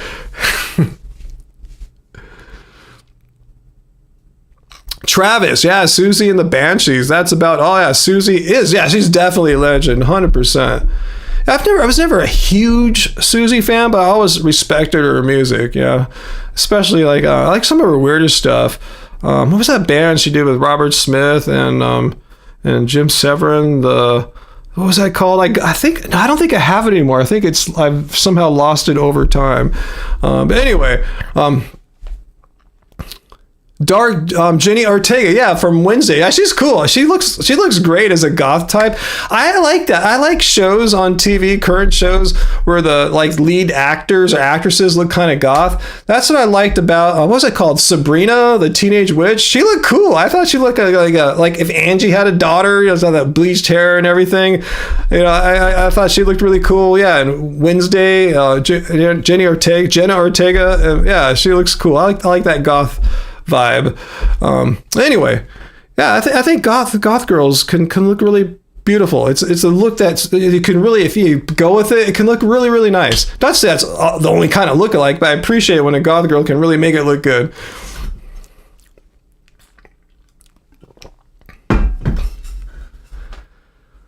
Young Columbo. Wow, I don't even remember what Columbo looked like when he was younger. I just remember from being old Columbo. Hey, Peter. Good to see you. We had to ban some asshole earlier that came on here and tried to get ages with me. So anyway, we got him. But yeah, you would have had fun banning some jerk.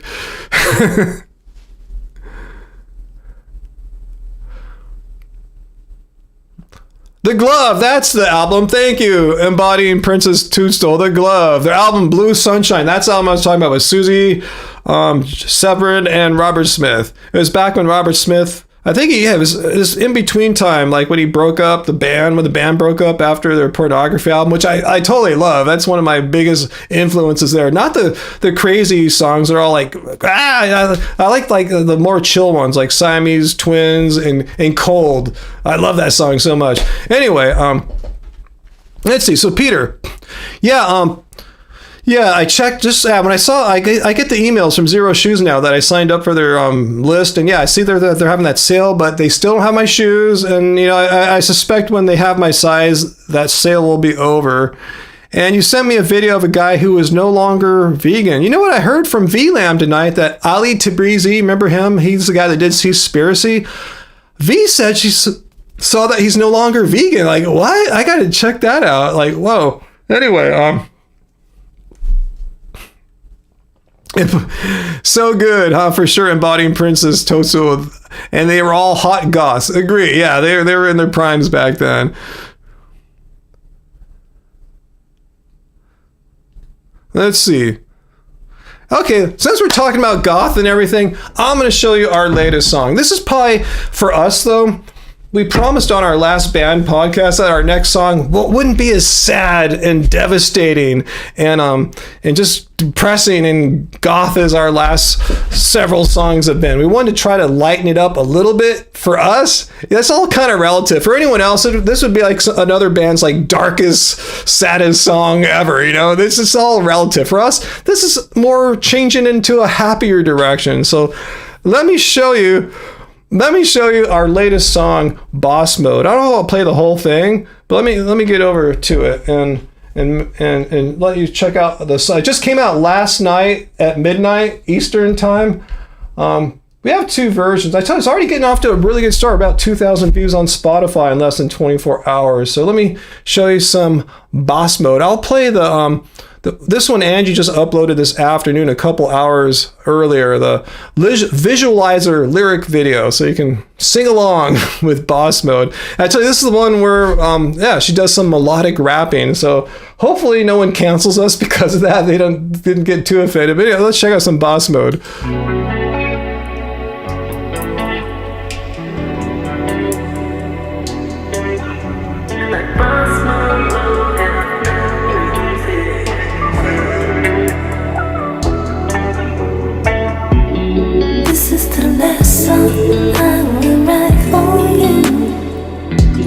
Kind of has a slight R&B vibe. Ethereal R&B. Times that we shared left me black and blue. Now there's just one thing left for me to do.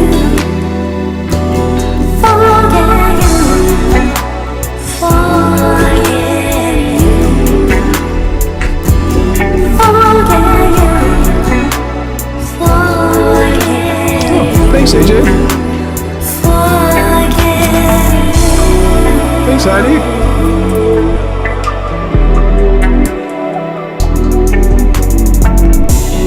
Lord, I wish that I had never left.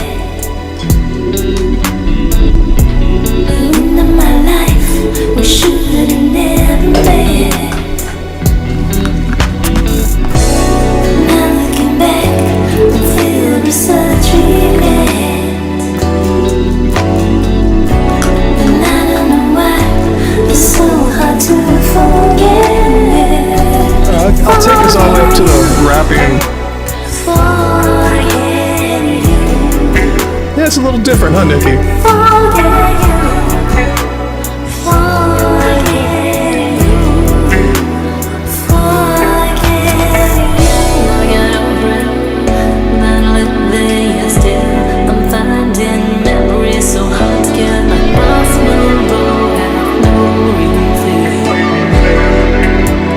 Was it the melodic rapper?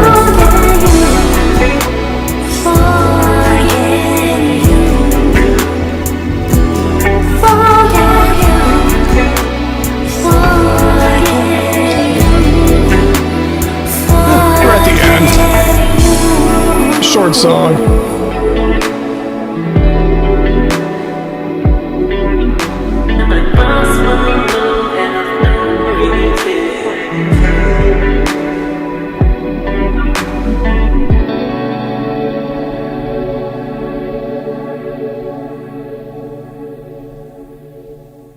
Cool. Well, that was Boss Mode, our new song. We're trying to get like some release out, like one a month roughly. So we've been pretty good so far this year. We have a new song we're working on right now, another brand new one.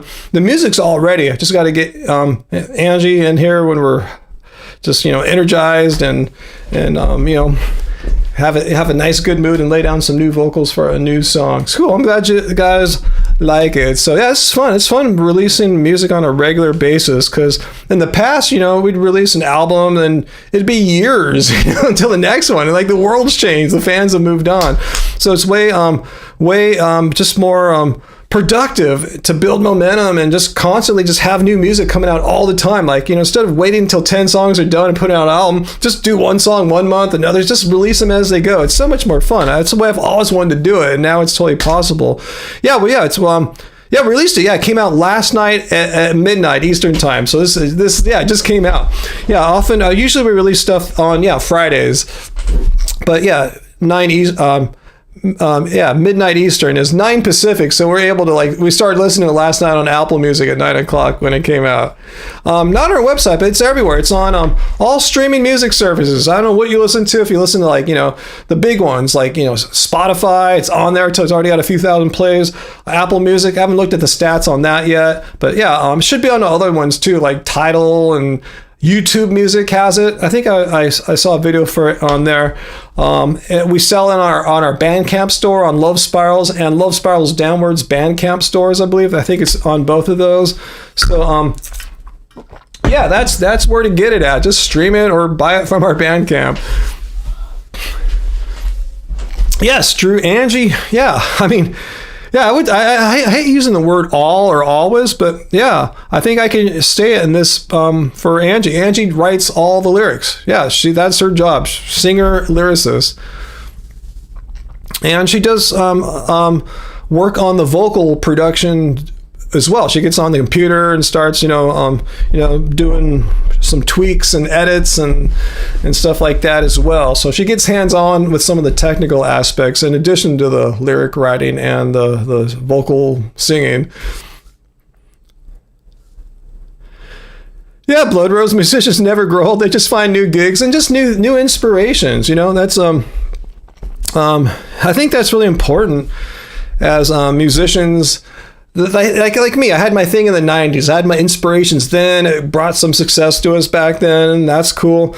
But, for me, I can't be inspired by the same stuff in the same way. Sure, I could appreciate some of the stuff I was listening to back then. I do, but I can't really use that as my main inspiration. It's like a foundation. It's still down there in my mind somewhere, but I need new inspirations too to add to that and take the music to a new place, because that's what really excites me, rather than trying to can I make the same album and over again for the rest of my life? That does not excite me.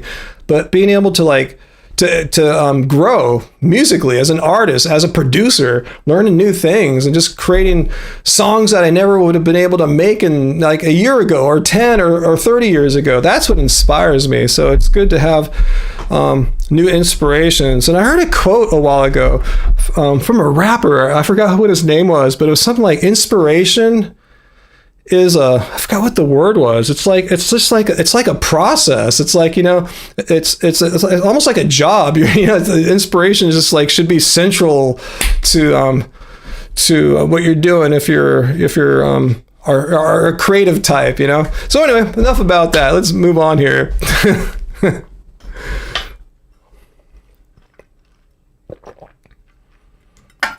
Hey, good night, Nikki. Sorry if I was rambling right then.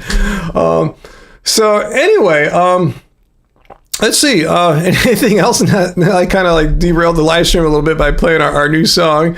But any questions? Anyone lurking in the background coming here to tell me how eating broccoli steamed is going to kill me, or beans or anything like that is going to kill me? I'd like to hear that. Or we just talk about vegan things, or we could just keep talking about who do we think is hot, male or female, actress, actor, music person.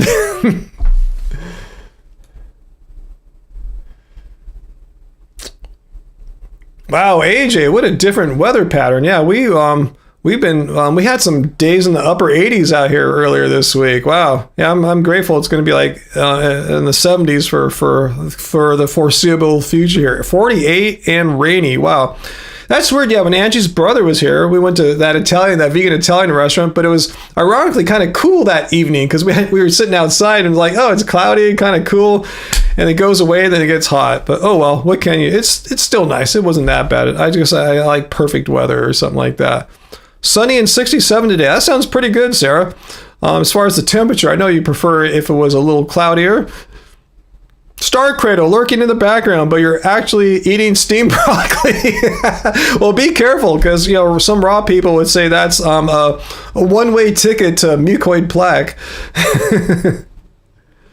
Heidi, gosh, you guys had a nor'easter yesterday. It was flooding and cold. Wow, yeah, so we had some late season storms pass through. I guess they're coming through your way now.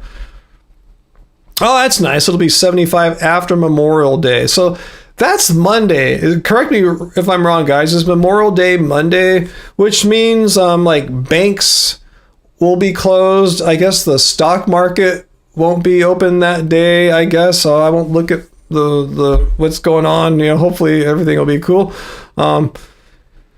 Let's see. Okay, I got it right. It is Monday. Awesome. Okay. And no mail. That's the biggest thing. I think I took care of all my mailing needs this week. Okay, Star Cradle. Insofar as the best looking actor upon whom I've ever laid eyes, it has to be the late French actor Alain Delon. Name doesn't ring my word. Doesn't ring a bell totally. So I guess I haven't been watching too much French cinema in the last couple decades or so. Lee Pace. Hey, Super Bowl. Hello, Rodney. Yes, I'm a vegan cult leader, and I don't think I have any vegan groupies. My audience here, our live stream commentators are way too legit and like good people to be groupies or anything. They're just fellow vegans who enjoy hanging out with me on Fridays. We hang out together, I should say. We've been hanging out for years, but always good to see Hello Rodney. Hello Rodney was a early YouTube channel, right? You were kind of popular in the first year of YouTube or something like that, and he did start discovering some of the vegan YouTubers back when Durian Ryder was attracting attention for all the wrong reasons, doing all this weird crazy stuff. So I heard about us too and all that, because we were kind of caught in the crossfires of that because we had met him once before. That's what I've learned. Whenever people are trying to cancel someone, if you ever met that person or took a photo with that person, they come after you too. They think you're in cahoots and everything they say you necessarily agree with them. It's no, he says crazy shit. I just took a photo. I met him at Woodstock, Anyway, hey, Johnny Bravo's here. Whoo! I agree with you, Milo. Angie is a total hottie, and that's one reason why I do like some of the K-pop ladies that I like, because you can't see, she looks a lot like Angie. She's around the same height, has the same Angie hair color and everything. Angie's a hottie.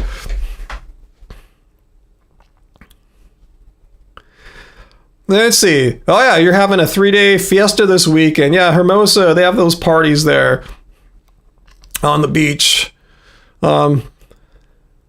But yeah, hello Rodney. As far as I know, the vegan YouTube scene or whatever you want to call it's been pretty chill ever since then. If there's any drama, I stay far away from it because I have no time in life for drama. I'm like you, I'm an older dude, we're over 55. Don't have time for drama. I'd rather live the rest of my years out on this planet without getting sucked up into stupid, senseless bullcrap and devote my time to things that I find meaningful as much as possible. Oh, thanks, guys. Yeah, I'm glad you agree with my assessment of Angie. I have no complaints. Everything, her looks, her personality, how we get along with each other, how we're able to how we understand each other is really well. It's I couldn't have asked for a better person to want to spend the rest of my life with. Woodstock is maybe the golden age of veganism. Well, remember, Woodstock is not veganism. Woodstock is raw food. Hence the title of this live stream. Raw food isn't veganism. Because veganism, as we'll show Rodney here, is not my latest song, is Love Spirals. It's there it goes, a stance against animal cruelty and exploitation. And at Woodstock, when I went that year, there were no seminars or anything like that about animal ethics and morality or anything. It was all about how to fast and how to get woo-woos and stuff like that. And it's raw veganism, and it's kind of a misnomer because most raw vegans, I don't want to make an exact percentage, I would say at least 51% of raw vegans don't really seem to be too concerned about the ethical stuff, against animal cruelty and exploitation.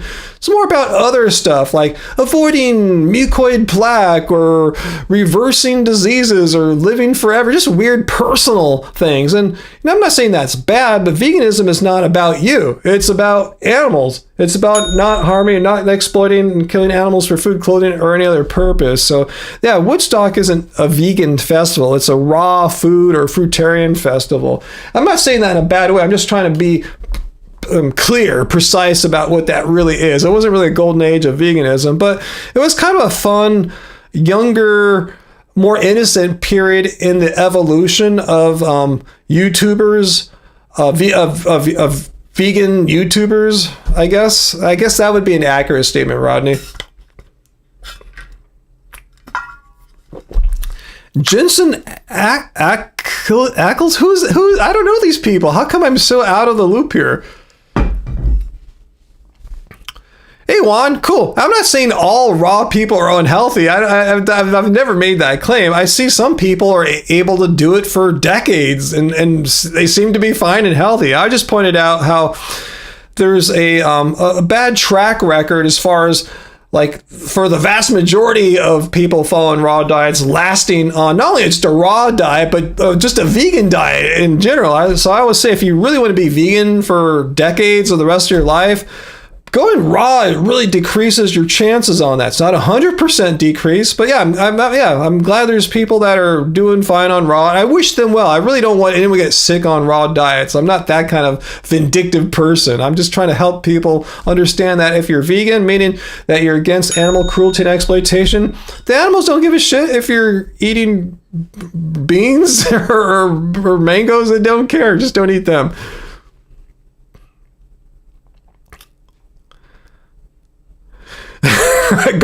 What, Travis? Where did this come out from? Garlic enemas and drinking your own urine is. Yeah, sometimes those are some of the weird things some vegan promoters do. Again, that's nothing to do with veganism. Doesn't say in here. Veganism is a stance in which we put garlic into our butts and stuff, or drink your or other friends' urine. No, it's a stance against animal cruelty and exploitation. That's what I'm saying. All this weird stuff, that's outside of veganism. You're freelancing your own weird shit, you know? Just don't eat the animals. It's really minimal requirements. Supernatural. I don't think I've ever seen Supernatural. I think I know what you're talking about there. There's just so many things to see on TV these days, huh?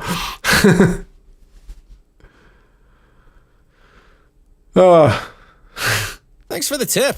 Wow. Juan, thank you for the super chat tip there.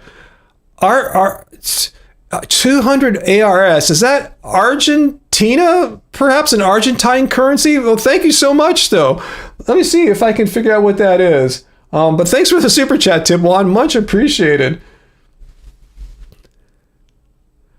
Yeah, what is an ARS? Anyone know? Just see if I can click it and find out. 1 second here.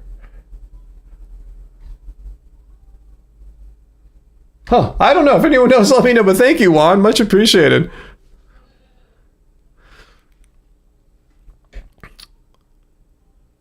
What's that, AJ? Fully Raw Christina and Lisa's raw food romance have been raw for decades, and they're healthy. So raw is sustainable. Yeah, in some cases, exactly what I'm saying. I'm not saying, hey, if you go raw, 100% chance you're going to get all the gut issues that Ravana and Tim Sheaf and everyone else have. Never made that crazy, wild statement or anything like that. I'm just saying, yeah, there's a good chance you won't end up like that, like Fully Raw Christina and Chris Kindle and people like that have been raw for a long time successfully, from what I can tell.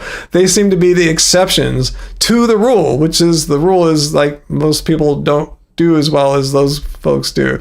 Okay, Juan from Argentina. Cool, awesome. Well, thank you, Juan. Thank you so much. Muchos gracias, mi amigo. Argentine peso. Okay, I was wondering. Yeah, there was ARS. It didn't have P in the what it said. ARS 200. AJ Tim Sheaf is bat crap but crazy but hot long. Haunted, but you have to be a millionaire to eat like Christina. I don't want to speak bad about Christina, but I do know from when I knew her a little bit back in the day, just the tiniest bit, that she did come from a wealthy family, and I don't think she's tried to hide that. I don't think she boasts about it, but she did come from wealth and stuff. And the reason why I say that is because when you're eating all that fruit, because I tried that for a little bit, it's expensive as hell. So when people say, veganism is a diet for the elite, if you are, lower means, you can't do it. And well, it depends what we're talking about. Yeah, if you're eating all like fresh, raw fruit, Yeah, they might have a point on that. You know, if you're not that wealthy, yeah, you can afford to get a big sack of potatoes or rice. That's some of the cheapest food in the market. I mean, there's nothing really cheaper than that sort of stuff. So it all depends. But yeah, AJ, that was the problem though for me. And that's why it becomes so expensive. The bigger you are, like me, I'm 6'5", you know, the bigger you are, the more raw fruit you got to eat. It's expensive. And then you're still hungry. So you spend more money. And it just, for me, it wasn't a practical, long-term, lifelong solution. Now I have a way I can eat for the rest of my life. Totally works. And I don't see why it wouldn't work out. Yeah, you can be a totally vegan baller on a budget, late model, 100%, you know. On a raw vegan diet, a fruitarian diet specifically, not so much, you know. I mean, going to have to a lot more creative and resourceful to make that work if you're on a limited budget for your food. Tom Lamish, you guys know all these people? I don't know. I've never heard that name before. All right, Rodney, always good to see you. Hello, Rodney. Let's see, Johnny, you don't think raw vegan would be sustainable for you? It'd be too little calories. Yeah, it's very difficult. I don't know if it's impossible for you, but it would be more challenging for you. That's a true fact. Some people seem to make it work. The thing is, you don't know if you're gonna be one of those people that's gonna have have it be a big challenge, or will you get it to work? You know, like Christina seems to have. Let's see, she lives in Hawaii and has lots of land to grow her fruits and vegetables. See, there again, that's what I'm talking about. Having some money, some wealth in your life, you know, maybe she created some of this wealth on her own, whatever. It's not, I looked into this, guys. It's not cheap to live in Hawaii, especially when you get your own land there to grow fruits and vegetables. It's not cheap. Real estate's really expensive there. You know, I'm just saying, most people that watch Fully Raw Christina and like what she does probably couldn't afford to be Fully Raw Christina. If she can pull it off, you know, if she has the resources, awesome. But, you know, don't think for a second that's something that just any average person can just pull off. It's it's a little challenging.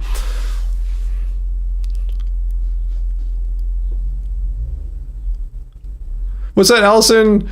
I don't know, crazy people I just kind of find attractive. Doesn't matter if they objectively. Who's a crazy person you're talking about there? Hey, Jay, hello. Happy Friday to you, too. Let's see. Travis wants to know, don't raw vegans eat nuts or soak grains or seeds or whatnot? I think there's some debate amongst raw vegans if that's an acceptable food or not. Yeah, raw people are drinking all the time, juicing a lot. Yeah, you're eating all day. I remember that. And still never really totally full. I remember that.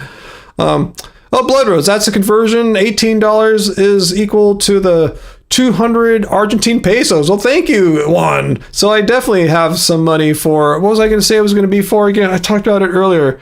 Oh man, I'm having vegan brain fog again. I'll come to me in a second. Haunted, yeah. You think your father is an oil tycoon.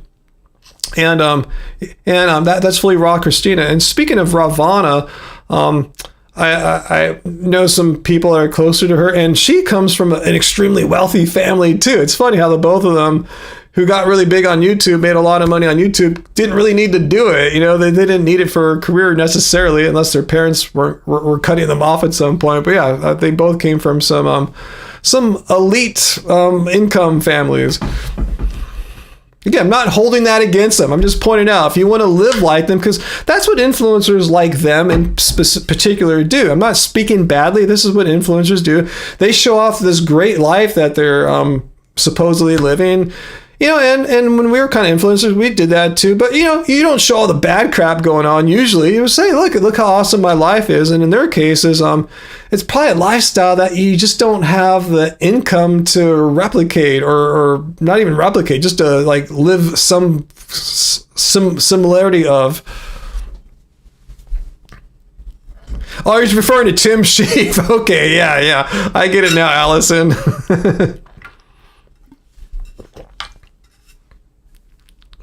I don't know, Mark. I don't know. You have to ask like an anthropologist that one, and talk about like when in history are we talking, and what part of the world, like what latitudes, what countries, or stuff like that.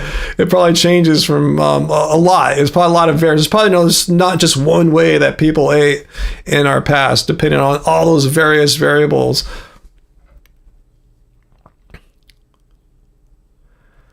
Leif Garrett, yeah. That's my day. Leif Garrett was like the shit back when I was like a kid. Not for me, but I just remember he was like on all the covers of the teen magazines and stuff like that. Milo, we can turn the earth into a fruit-based paradise. That's your goal. Hey, we can definitely have way more fruit here. Just because I'm not like, advocating we should all eat only fruit doesn't mean we should eat no fruit, because like I said, I love fruit. I eat tons of fruit, more fruit than like probably 90% of the world out there. But yeah, we need more fruit. I wish we had more fruit. I wish I could just go out around here, just pick fruit off all the neighbors' trees instead of these dumb trees that don't really you can't eat off of. I guess they're good for the animals to live in, the squirrels and all, but they don't do the rest of us a lot of good. Maybe they provide shade, I guess. But anyway, I wish they had more food. That sounds cool, Haunted. Yeah, it'd be cool to get an expert on talk about how ancient humans ate. Our garden doesn't have that much right now. Let me think what we have edible going on right now. No, we don't really have any edible foods right now going on in our garden. We used to for a while, but yeah, just a lot of work. And our yard is very sunlight challenged, and a lot of the edible foods are more sunlight loving plants. So we just kind of get by with plants that do decently well in like a low sun, like a mixed sun shade environment. Yeah, Tiger Beat. Yeah, that's what I'm talking about, having Leif Garrett on the cover and stuff.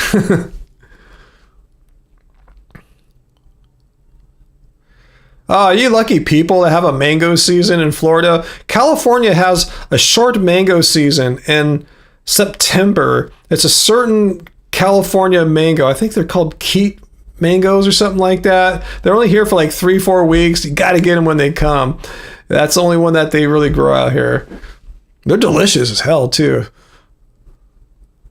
Travis, what's better, Cherry Garcia or fish food? They are both excellent. We're talking about the dairy-free Ben & Jerry's ice cream flavors. Cherry Garcia. I mean, fish food is really good. Yeah, Sarah's with me too. Cherry Garcia. That's what got me into Ben & Jerry's back in like the early 90s. That was Cherry Garcia. And when fish food came out a little bit after that, I was into it too. And I'm grateful they make both of them. But, being an old Grateful Dead fan too, I guess I lean more towards Cherry Garcia. But you guys know me. I'm a cherry fanatic. That's my favorite fruit. So to have Cherry Garcia ice cream and the whole Jerry Garcia connection, and it's delicious. Yeah, that's it. To me, that's my ultimate vegan ice cream. I mean, I've had better ones, I guess, more artisanal creations like Salt and Straw, I guess, that are objectively and technically better. But, as far as something I just go get right now, probably, if I walk to one of the local stores, I could probably find Cherry Garcia. Awesome. Late model, your dad loves the vegan Cherry Garcia. Good.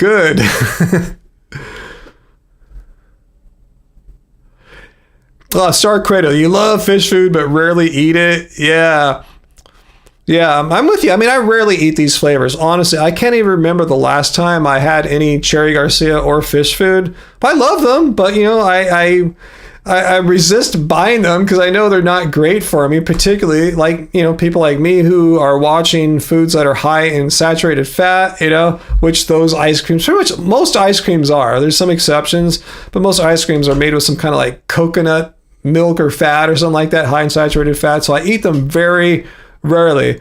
So yeah, it's probably for the best that way. I'll wait for my birthday. I'll go crazy and get a pint.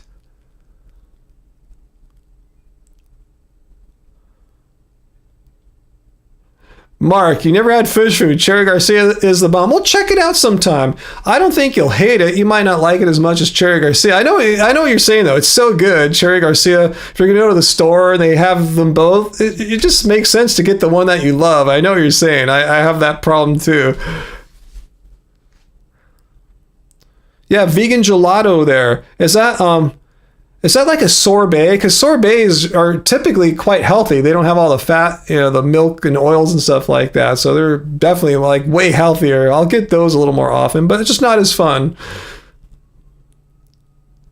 Oh man, you're lucky, Johnny. I've never had that experience in my life, running through like a field with mango trees, but I guess I don't live in the right climate for that. Dark chocolate. Yeah, Jay, I've been into like chocolate milk lately. Gelato is Italian. Okay, it's not like sorbet then, is it?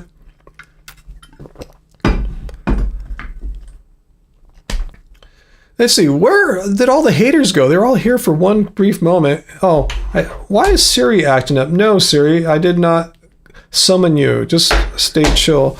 Siri's so dumb. I can't wait till Siri gets smarter. They say we have to wait till like 2027, I think, before it becomes like a smart chat GPT-like assistant. Oh, well, I'll be patient.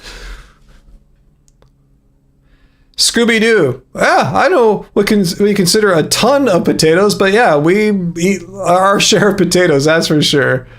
Unfortunately, I don't think we're going to have any potatoes today. I was going to say most days we do have potatoes. Oh, that's too bad, Heidi. You can't get some vegan gelato.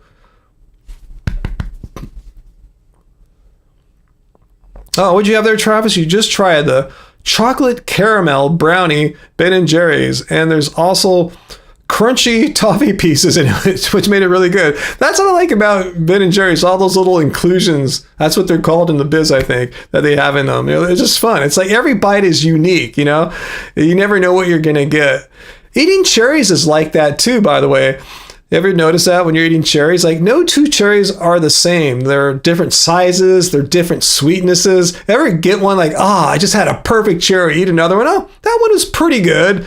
Next one, not so much. Next one, oh, yeah, perfect. That's kind of like Ben & Jerry's. Every bite is, you never know what you're going to get. It's kind of fun each time you bite. Johnny, yeah, 2027 needs to hurry up. Speaking of 2012, and it's so close but so far. I know. That'll be the next, midterm election time. What's that, Bunkle? Ben & Jerry's. The Tonight Dough is non-dairy. Is that a new flavor? I never had that one before. What, Stephen, will you enjoy most flavors of Ben & Jerry's? The flavor you almost include in your purchases is Colin. Oh, I've never had that before. I've seen that. Yeah, it's vegan. The Colin Kaepernick changed the world ever since the NFL ruined the man's career. Yeah, I've been wanting to support him too. I just don't think I've seen that in the stores when I've gone shopping for ice cream, which is, I tell you, very rare. And if I do, and I see the Cherry Garcia, it's really hard not to grab the Cherry Garcia or the fish food. And that's when you get out of the army too. Awesome, Johnny. You get out the day after you turn 26. Wow. Cool. So where are we at right now? 2025.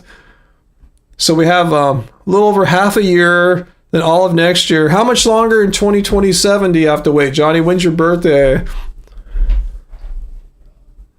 Jay, your wife won't eat cherries, so you don't ever get it? Well, can't you buy cherries just for yourself, Jay? I mean, that's not selfish. I mean, if you like cherries and she doesn't, that's cool. She doesn't have to eat them, but it shouldn't mean that you can never eat them, right? Just get some cherries.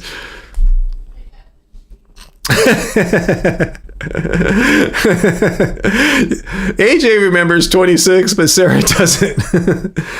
Oh man, I'd really have to think back to 26. I kind of think by years rather than how old I was, so I have to figure out what year that was. Oh yeah, 26 is the midterm elections. Thanks, AJ. I can't do math. 24 plus 2 is 26. Yes. Allison, you're at it. Those are great ages to be, guys. 26, 27, that's awesome. Oh yeah, Heidi, yeah, Ben & Jerry's is out your way. Yeah, are they from Maine or Massachusetts? I forgot. They're from your quadrant of the world there, right? You went to the Ben & Jerry's factory before. That was fun. They have a literal graveyard of past flavors. Yeah, I've heard about that. Parth, you tell me, what do you think the answer is to that question? What's your perspective? Vermont, thank you. It's Vermont, guys. Yeah, it's been a while since I read the back of the pint and all that. Read the little stories. Yeah, they support the Vermont farmers. I said on the dairy one. Yeah. What was that, Sarah? You were so happy to leave your 30s. Loved your 40s more than any other time. Wow. I don't know if I have any kind of way to rank my decades up, like I like this one or dislike that one. Yeah, I don't know. I'll have to think about if I can do something like that for myself. Okay. Oh my God, Johnny, you have to wait basically all year in 27. You have to wait 11 months. Okay, and 2029 is when you won't have to worry about getting recalled if World War III happens. Why is that? Would that because you're too old, or does that have something to do with your agreement or contract or whatever it is?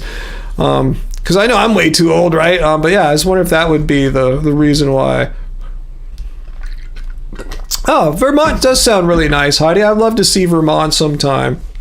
I very rarely am on the East Coast, though, but I have been to your beautiful city once before.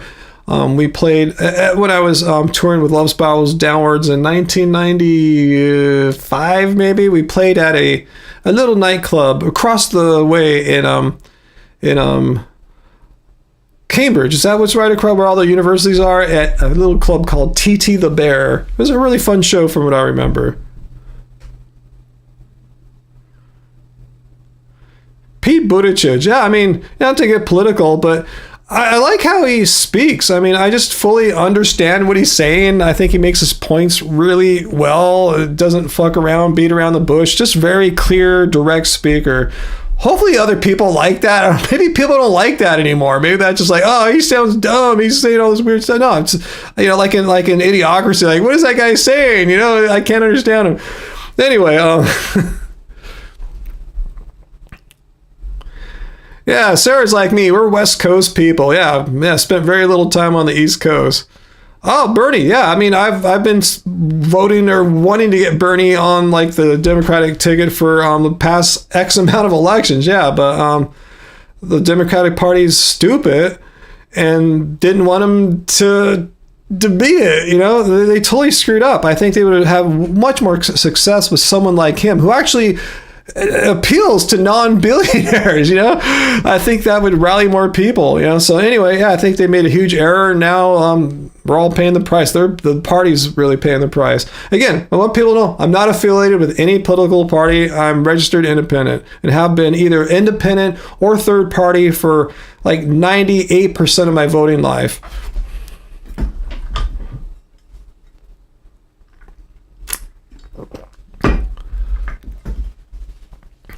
Yeah, Uncle, I agree with you. Whoever it is, we need a really good choice for 2028 for sure.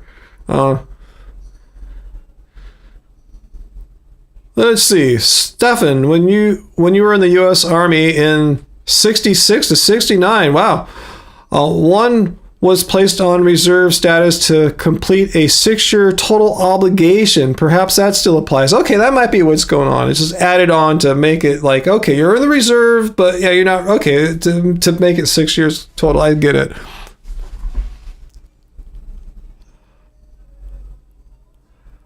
Not supporting a third term Donald Trump. Are you joking? I support what the Constitution says. Our founding fathers were wise, and any attempts to undermine the Constitution, to me, is an attempt to undermine democracy and the rule of law. And I don't care what party does it or what person does it. He's just been the first one to really be bold enough to try to undermine the Constitution.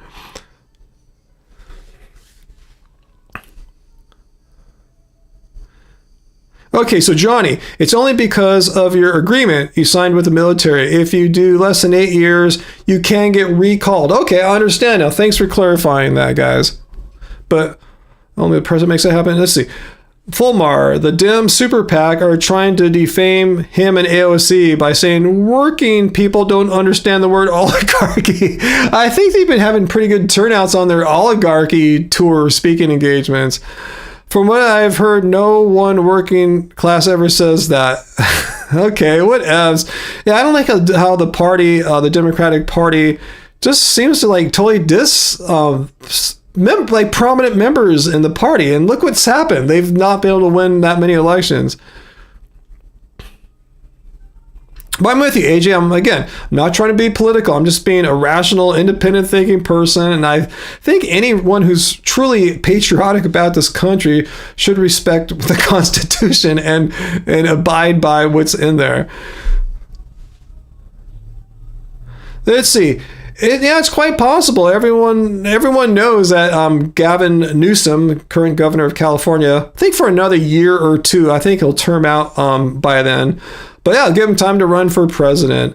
I know the GOP has been already aware of his possible run and his intentions to run, and have already been trying to paint him as some kind of crazy person. California is a complete failure. And that's one reason I got pissed off at Bob Hill too. He's trying to come here and tell me all this crap about my state. And no, my state's awesome. You're just saying stupid shit that you heard like Tucker Carlson or Sean Hannity say about California. It's, it's not perfect, but it's not this hellhole that they're trying to make it sound like.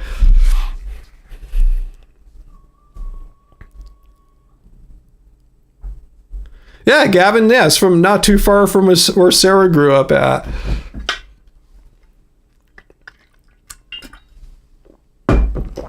Yeah, and it's sad. We just learned this week, right, that Joe Biden has an aggressive form of cancer. And yeah, I don't know too much more about it, like how aggressive, how far along it is, what's his life expectancy, all that. But yeah, best wishes to his family.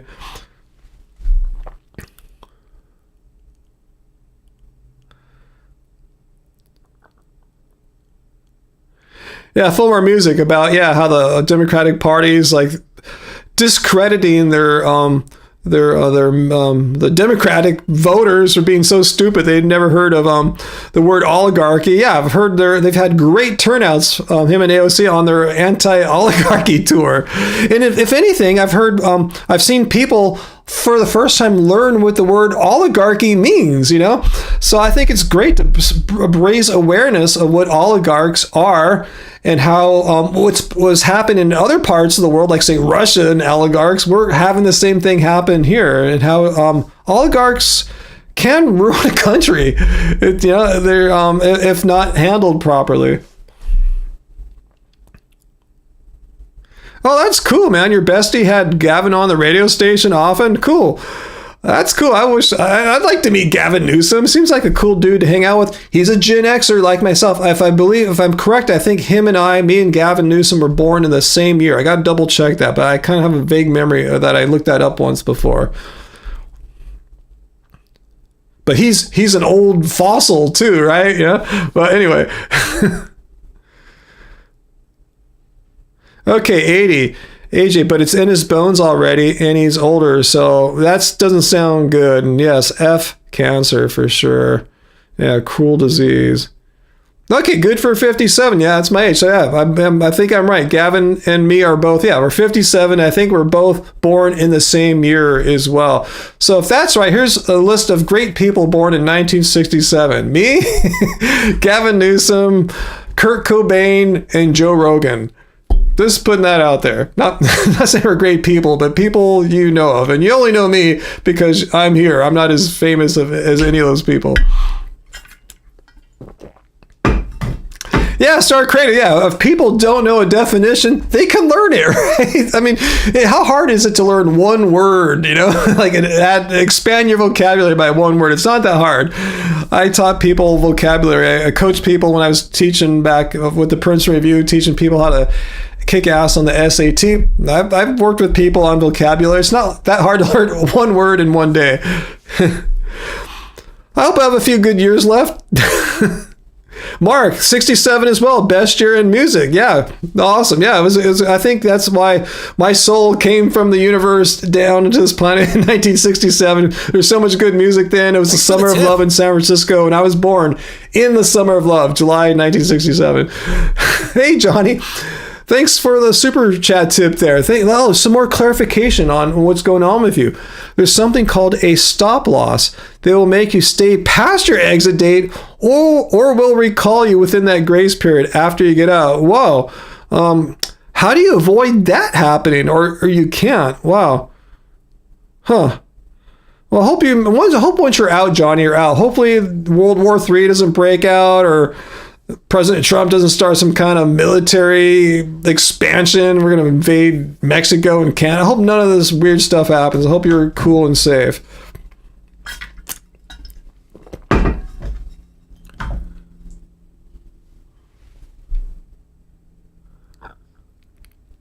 Let's see. Steven says, I haven't fact checked this. You're saying in 2023, Gavin Newsom convinced the California State Senate to vote no on outlawing human slavery. His rationale, the state will lose income. I have to double check that. But yeah, something I do notice, and I'll agree with late model Sarah, that Gavin is shifting his appeal to more moderate voters, meaning he doesn't want to come off as how like Fox News is painting him out to be some extreme liberal or something, which he's not. Trust me, he's not as left-wing as Fox points him out to be. He's nothing. He's no Bernie Sanders, let's say, or something like that. But yeah, I think he's trying to have a more moderate appeal, kind of like, say, maybe a Barack Obama, Hillary Clinton, that kind of a moderate, not to say he's like them personality-wise or policy-wise, but that kind of appeal to a more centrist voter, whatever. Yeah, AJ, I agree. I'd be absolutely terrified to be in the military right now. I don't think we will, Heidi. I don't really think we'll have World War III under Trump, but I mean, the thing is, it's not really a Trump thing. It's like there's been wars under every president, Democratic, Republican. We really don't ever have what we know as peace, like where the U.S. military isn't involved in some kind of foreign operation of some kind. But anyway, yeah, I don't really think there's going to be World War III. I've never predicted that. I told you what would happen, and it's true. The tariffs were not a joke. I thought he was serious about them, and it turns out they are.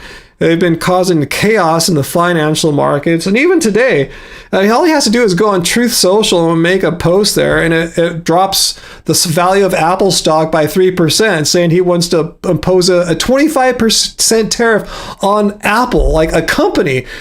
And reading some legal commentary about that, tariffs are on nations, not United States corporations. That'd be unheard of. So who knows what's going to happen? But yeah, I'm just saying but I've never predicted World War III would be a inevitable consequence or anything. Like, in fact, I highly doubt that. And that would be good for all of us if no World War III happened. Let's see. Uncle says your brother did what was called the kiddie cruise in the Navy. 3 years and done. Yeah, I agree with you, late model, about Gavin. Yeah, he's no Bernie, but he's still pretty progressive. And I think that's the image he's trying to change. Okay, John, unless you're medically messed up, there's no way you're really out. When Afghanistan and Iraq happened, it only happened to a few thousand people, but only a president can make it happen. Yeah, a lot of people don't know Gavin Newsom just didn't pop out of nowhere. He was the mayor of San Francisco. What was that like it's like the 90s, right? Or early 2000s? I remember that's when I first became aware of Gavin Newsom, was back then. Wow, you have a couple friends with the San Francisco District Attorney's Office? Wow, that's cool.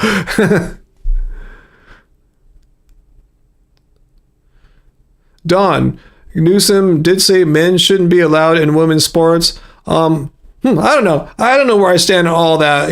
That's just kind of I think a distracting point to the larger issue of LGBTQ rights, and particularly trans rights. But yeah, I don't know why sports is always the thing. It's not like if you're trans, you're going to automatically be an athlete and stuff like that. A lot of people who are trans have no competitive athletic aspirations, but it seems like a red herring, is what I'm trying to say, a distraction to the larger issue. Hey, Janice, I am still on.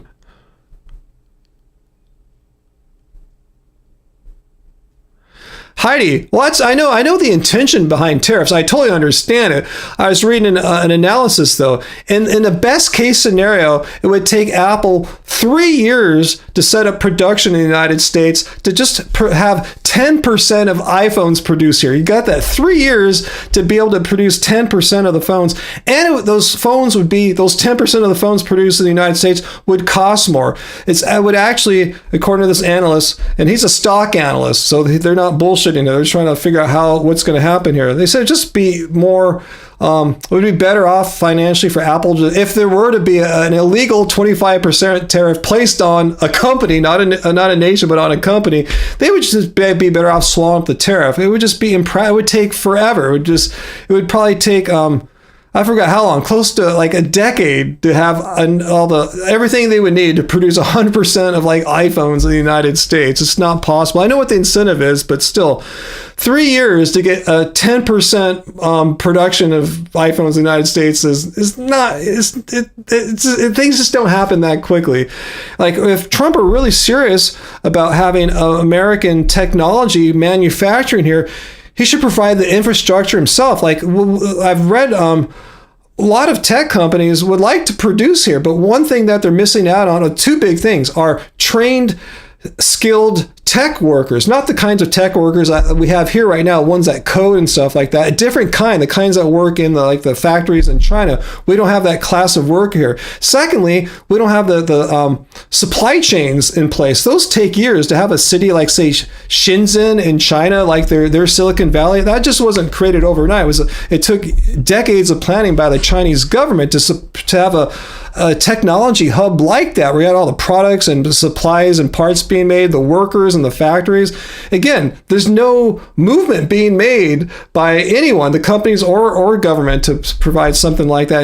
And thirdly, the rare minerals for production, for electronics, for computer gear, just don't really have them in abundance here right now. That could change in the future if they open up different parts to maybe more like mineral extraction, but China's got all that stuff happening right now. That's why you just can't wave a tariff wand and expect iPhones to get made anytime soon. Like I said, 3 years to just get 10% of the iPhones made in the United States.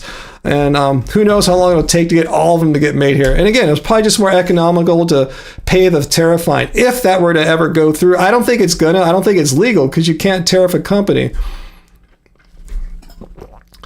So anyway, I follow Apple really closely because they're still, as far as stocks go, my largest single individual company that I hold. I was crazy for the longest time. I bought some Apple stock in like 2009 or 10 or something like that, and just kind of let it ride, and it went up a nice ride. And a few years ago, I realized, shit, like 90% of my equities in one company, I should diversify. Like, say they go down or something like that, I'm screwed. So I think now maybe like maybe 5 or 10%, maybe 10, something like that of my holdings is in Apple. So I follow them like a hawk. You know, I want to make sure I know what they're doing, make sure I feel confident in having them be my largest single holding.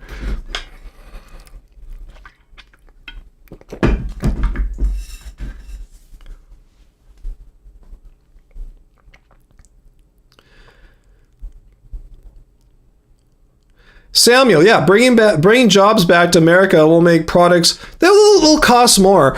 I saw one analyst break down that an iPhone produced 100% in the United States would be like maybe $1,500, $2,000, something like that. I forgot. It was a lot more than the $999 that it is now.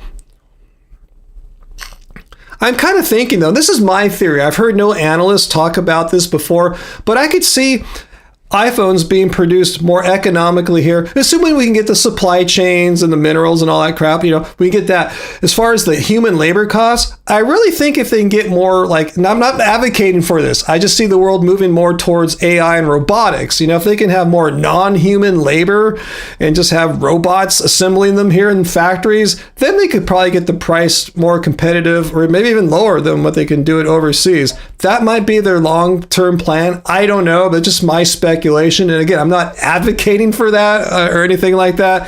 Just where I see things going with robotics.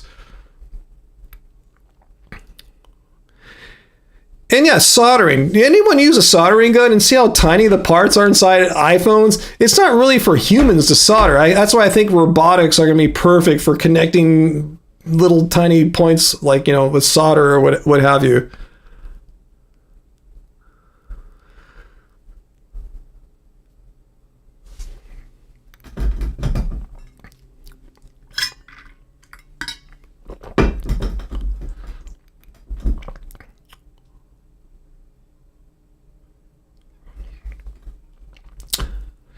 As far as I understand tariffs, again, I'm not an expert.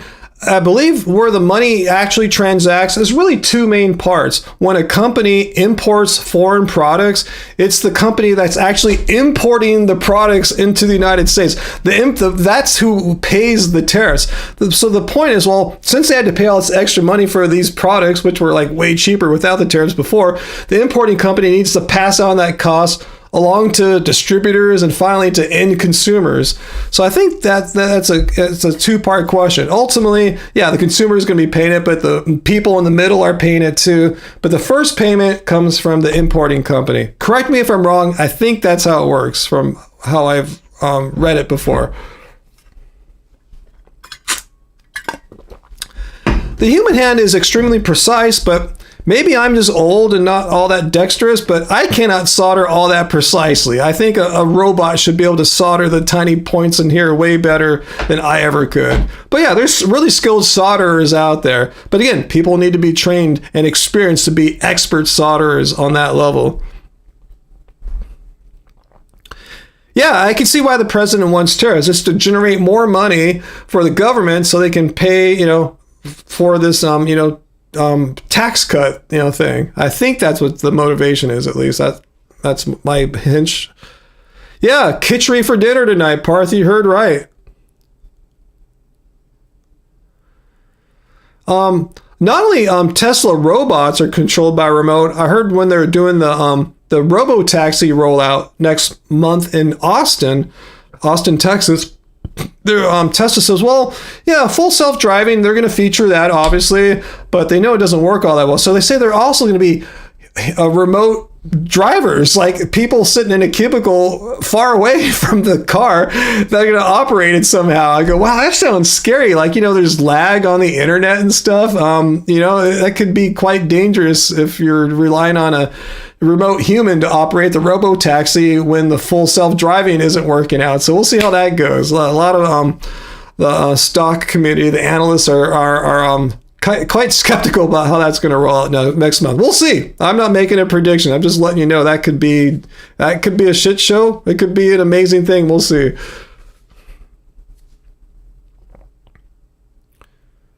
Let's see. Steven says, DHL shipping has been giving consumers tariff bills. I've heard about this. I've been reading on Reddit, people who are importing like synthesizers and guitars from overseas have been showing the evidence too, how the bills have gone crazy. So it shows how the tariffs are being passed on.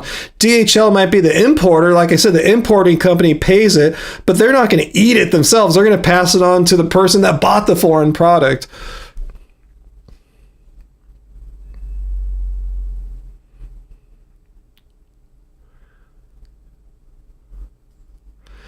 Parth, you just finished your requirements for a Master's of Science in Computer Science after several years. Awesome, good for you.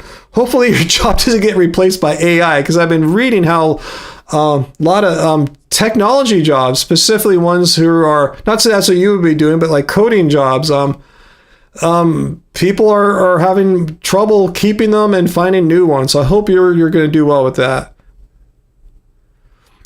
Yeah, uncle. Yeah, old school. Yeah, your mother. Yeah, where uncle is lives at. It's near like the old California aerospace hub of Southern California. Yeah, your mother did soldering in the assembly area at TRW. Angie's dad did work in the aerospace industry too.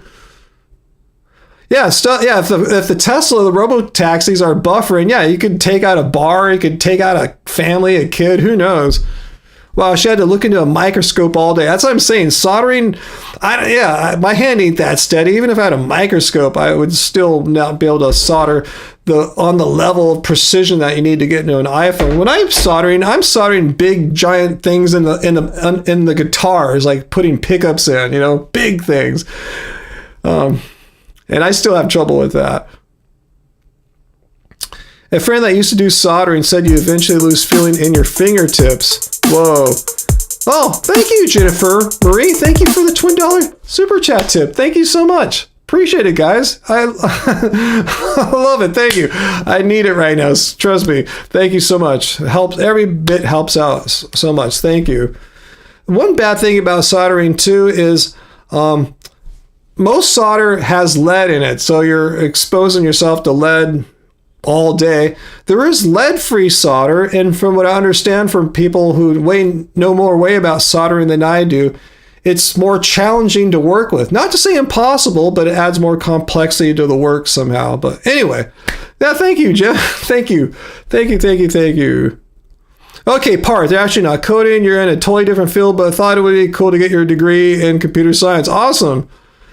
Legra, Once Peace says, hey, Ryan, do you think... Oh, I've been on a long time. I should go in pretty soon, but this might be our last question. Do I think veganism is a principle or a practice or both? And do you prefer the Leslie Cross definition or the current vegan society definition? Well, I'll work backwards.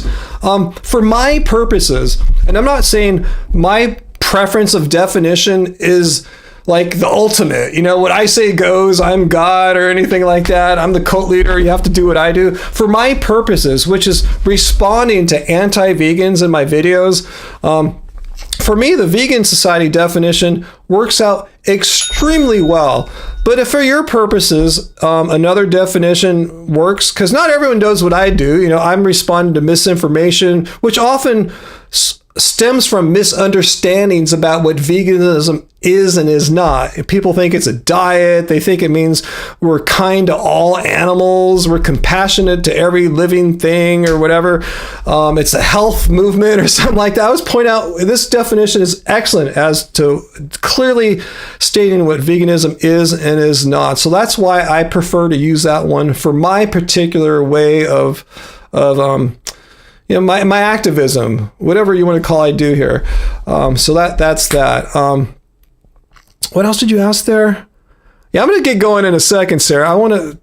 I think I lost your question there. Is it a principle or a practice? Well, if we go by this definition, it's kind of both. I mean, I'm not sure what principle means exactly, but it's a belief. If you just keep it really simple, principles are kind of a more abstract idea than belief. It's a belief like I have the belief in my head, a moral belief. It's a type of belief. It's a moral belief that animal cruelty and exploitation are wrong. If someone were to ask me, what do you think about animal cruelty and exploitation? I would say, yes, those are wrong. So that's one thing, to have a belief, a moral belief. And it's another thing to actually do something about that. Like any non-vegan, say, yes, animal cruelty and exploitation are wrong, but if they do something about it, no, that's where they fall short. Veganism is actually doing both, having a moral stance against animal cruelty and exploitation, and by making changes into your life. That's why I call it a philosophy. The philosophy is the belief, and it's a philosophy and way of living. The way of living is what you do in your life, like not consuming animal products, not buying dead animal bits and secretions at the store, not buying a new car that has leather when you get the same car that has like cloth or some vegan leather seats or something like that. So it's both. It's a way of thinking, the philosophy, and a way of living. So that's how I look at it. So if our terminology might be different about principle versus philosophy, I like the word philosophy because to me, I know what that means. It's a way of thinking and a way of living. So so yeah, if you want to call it principles, I'm not going to debate you on that. I think that's totally fine. I just want to clarify how I see things. If you see things slightly different, totally cool. So yeah, I've been on a long time tonight. But my shirt says cult leader. Steve, I've never tried to solder guitar cables. I've never messed with that. Just wiring pickups. And I've wired a couple capacitors and on my pots and the tone and volume knobs and all that stuff. But anyway, guys, I just got a ring in my ear right now. Was I just yelling too loud? I'm not sure. My ears have been kind of sensitive lately because I've been doing so much music work. I got to be careful. So anyway, guys, I should get going. I've been on too long. I bet the kitchery is more than ready now. I want to thank you all for being with me here the entire 2 hours and 18 minutes, especially those of you like Sarah that have been on since the beginning. I know I'm usually gone by 2 hours, but I guess we got talking about lots of different things tonight. But yeah, thanks. Yeah, soy latte, Heidi. I don't know if I can get one tomorrow. I got something. I have a thing I need to attend tomorrow that might prevent me from getting my Saturday latte, but I'm sure as hell going to try to get one Sunday then. I think the weather's going to be pretty nice on Sunday still too. Yeah, it was a fun stream today. We even had a hater that needed to get banned after he did some ageism bigotry on me. I feel good when that happens. It's been a long time since some hater came here and tried to do some bigotry on me. So that was cool. That was fun. It was fun hitting the block button, seeing them get pissed off. They're weird how they're triggered that I had a cap on. Like, I can't wear a cap. I didn't know there were laws against live streaming with a cap on. I should check the rules on YouTube next time. So anyway, guys, thanks so much for being with us all together here, all our community here. Good to see you all. And we had a pretty good showing tonight. I'm glad, AJ, you're back too. We missed you last week, but I know you guys have lives, unlike me, So I'm glad you guys are doing other things and on your Friday nights and always being home or wherever you're at watching this live stream. So good to see you all. Thanks, Uncle, for being my lone moderator tonight. Yeah, Peter had something to do tonight. I remember he told me that on Tuesday. So yeah, he did send me some new videos to check out. He said I will check that out. And I really want to follow up with what VLAM told us, that our old friend Ali Tabrizi, the guy that made Seaspiracy, he used to be known as Ali, the friendly activist. He said he made some kind of announcement how he's no longer vegan. So I gotta check that out because that blows my mind. I'm gonna go tell Angie that. She won't believe it either. He wasn't even raw, So I gotta check this out. So I'll do some investigation of that just for my own purposes and maybe make a video sharing it with you guys, what I've learned. All right, go. That's enough of me yapping. So hopefully I wish you guys have a happy, peaceful, safe weekend. This is a holiday weekend too. So be particularly cautious of people having a little too much fun, a little too much drinking or whatever, be safe out there. Be aware of everyone around you if you're going somewhere out, driving or partying, whatever. Be safe, be careful, and I'll do the same too, guys. So much love, peace to y'all, and I will see you guys next week. And remember, guys, doesn't suck being vegan. Much love. Thanks for being with me, guys. Love you guys.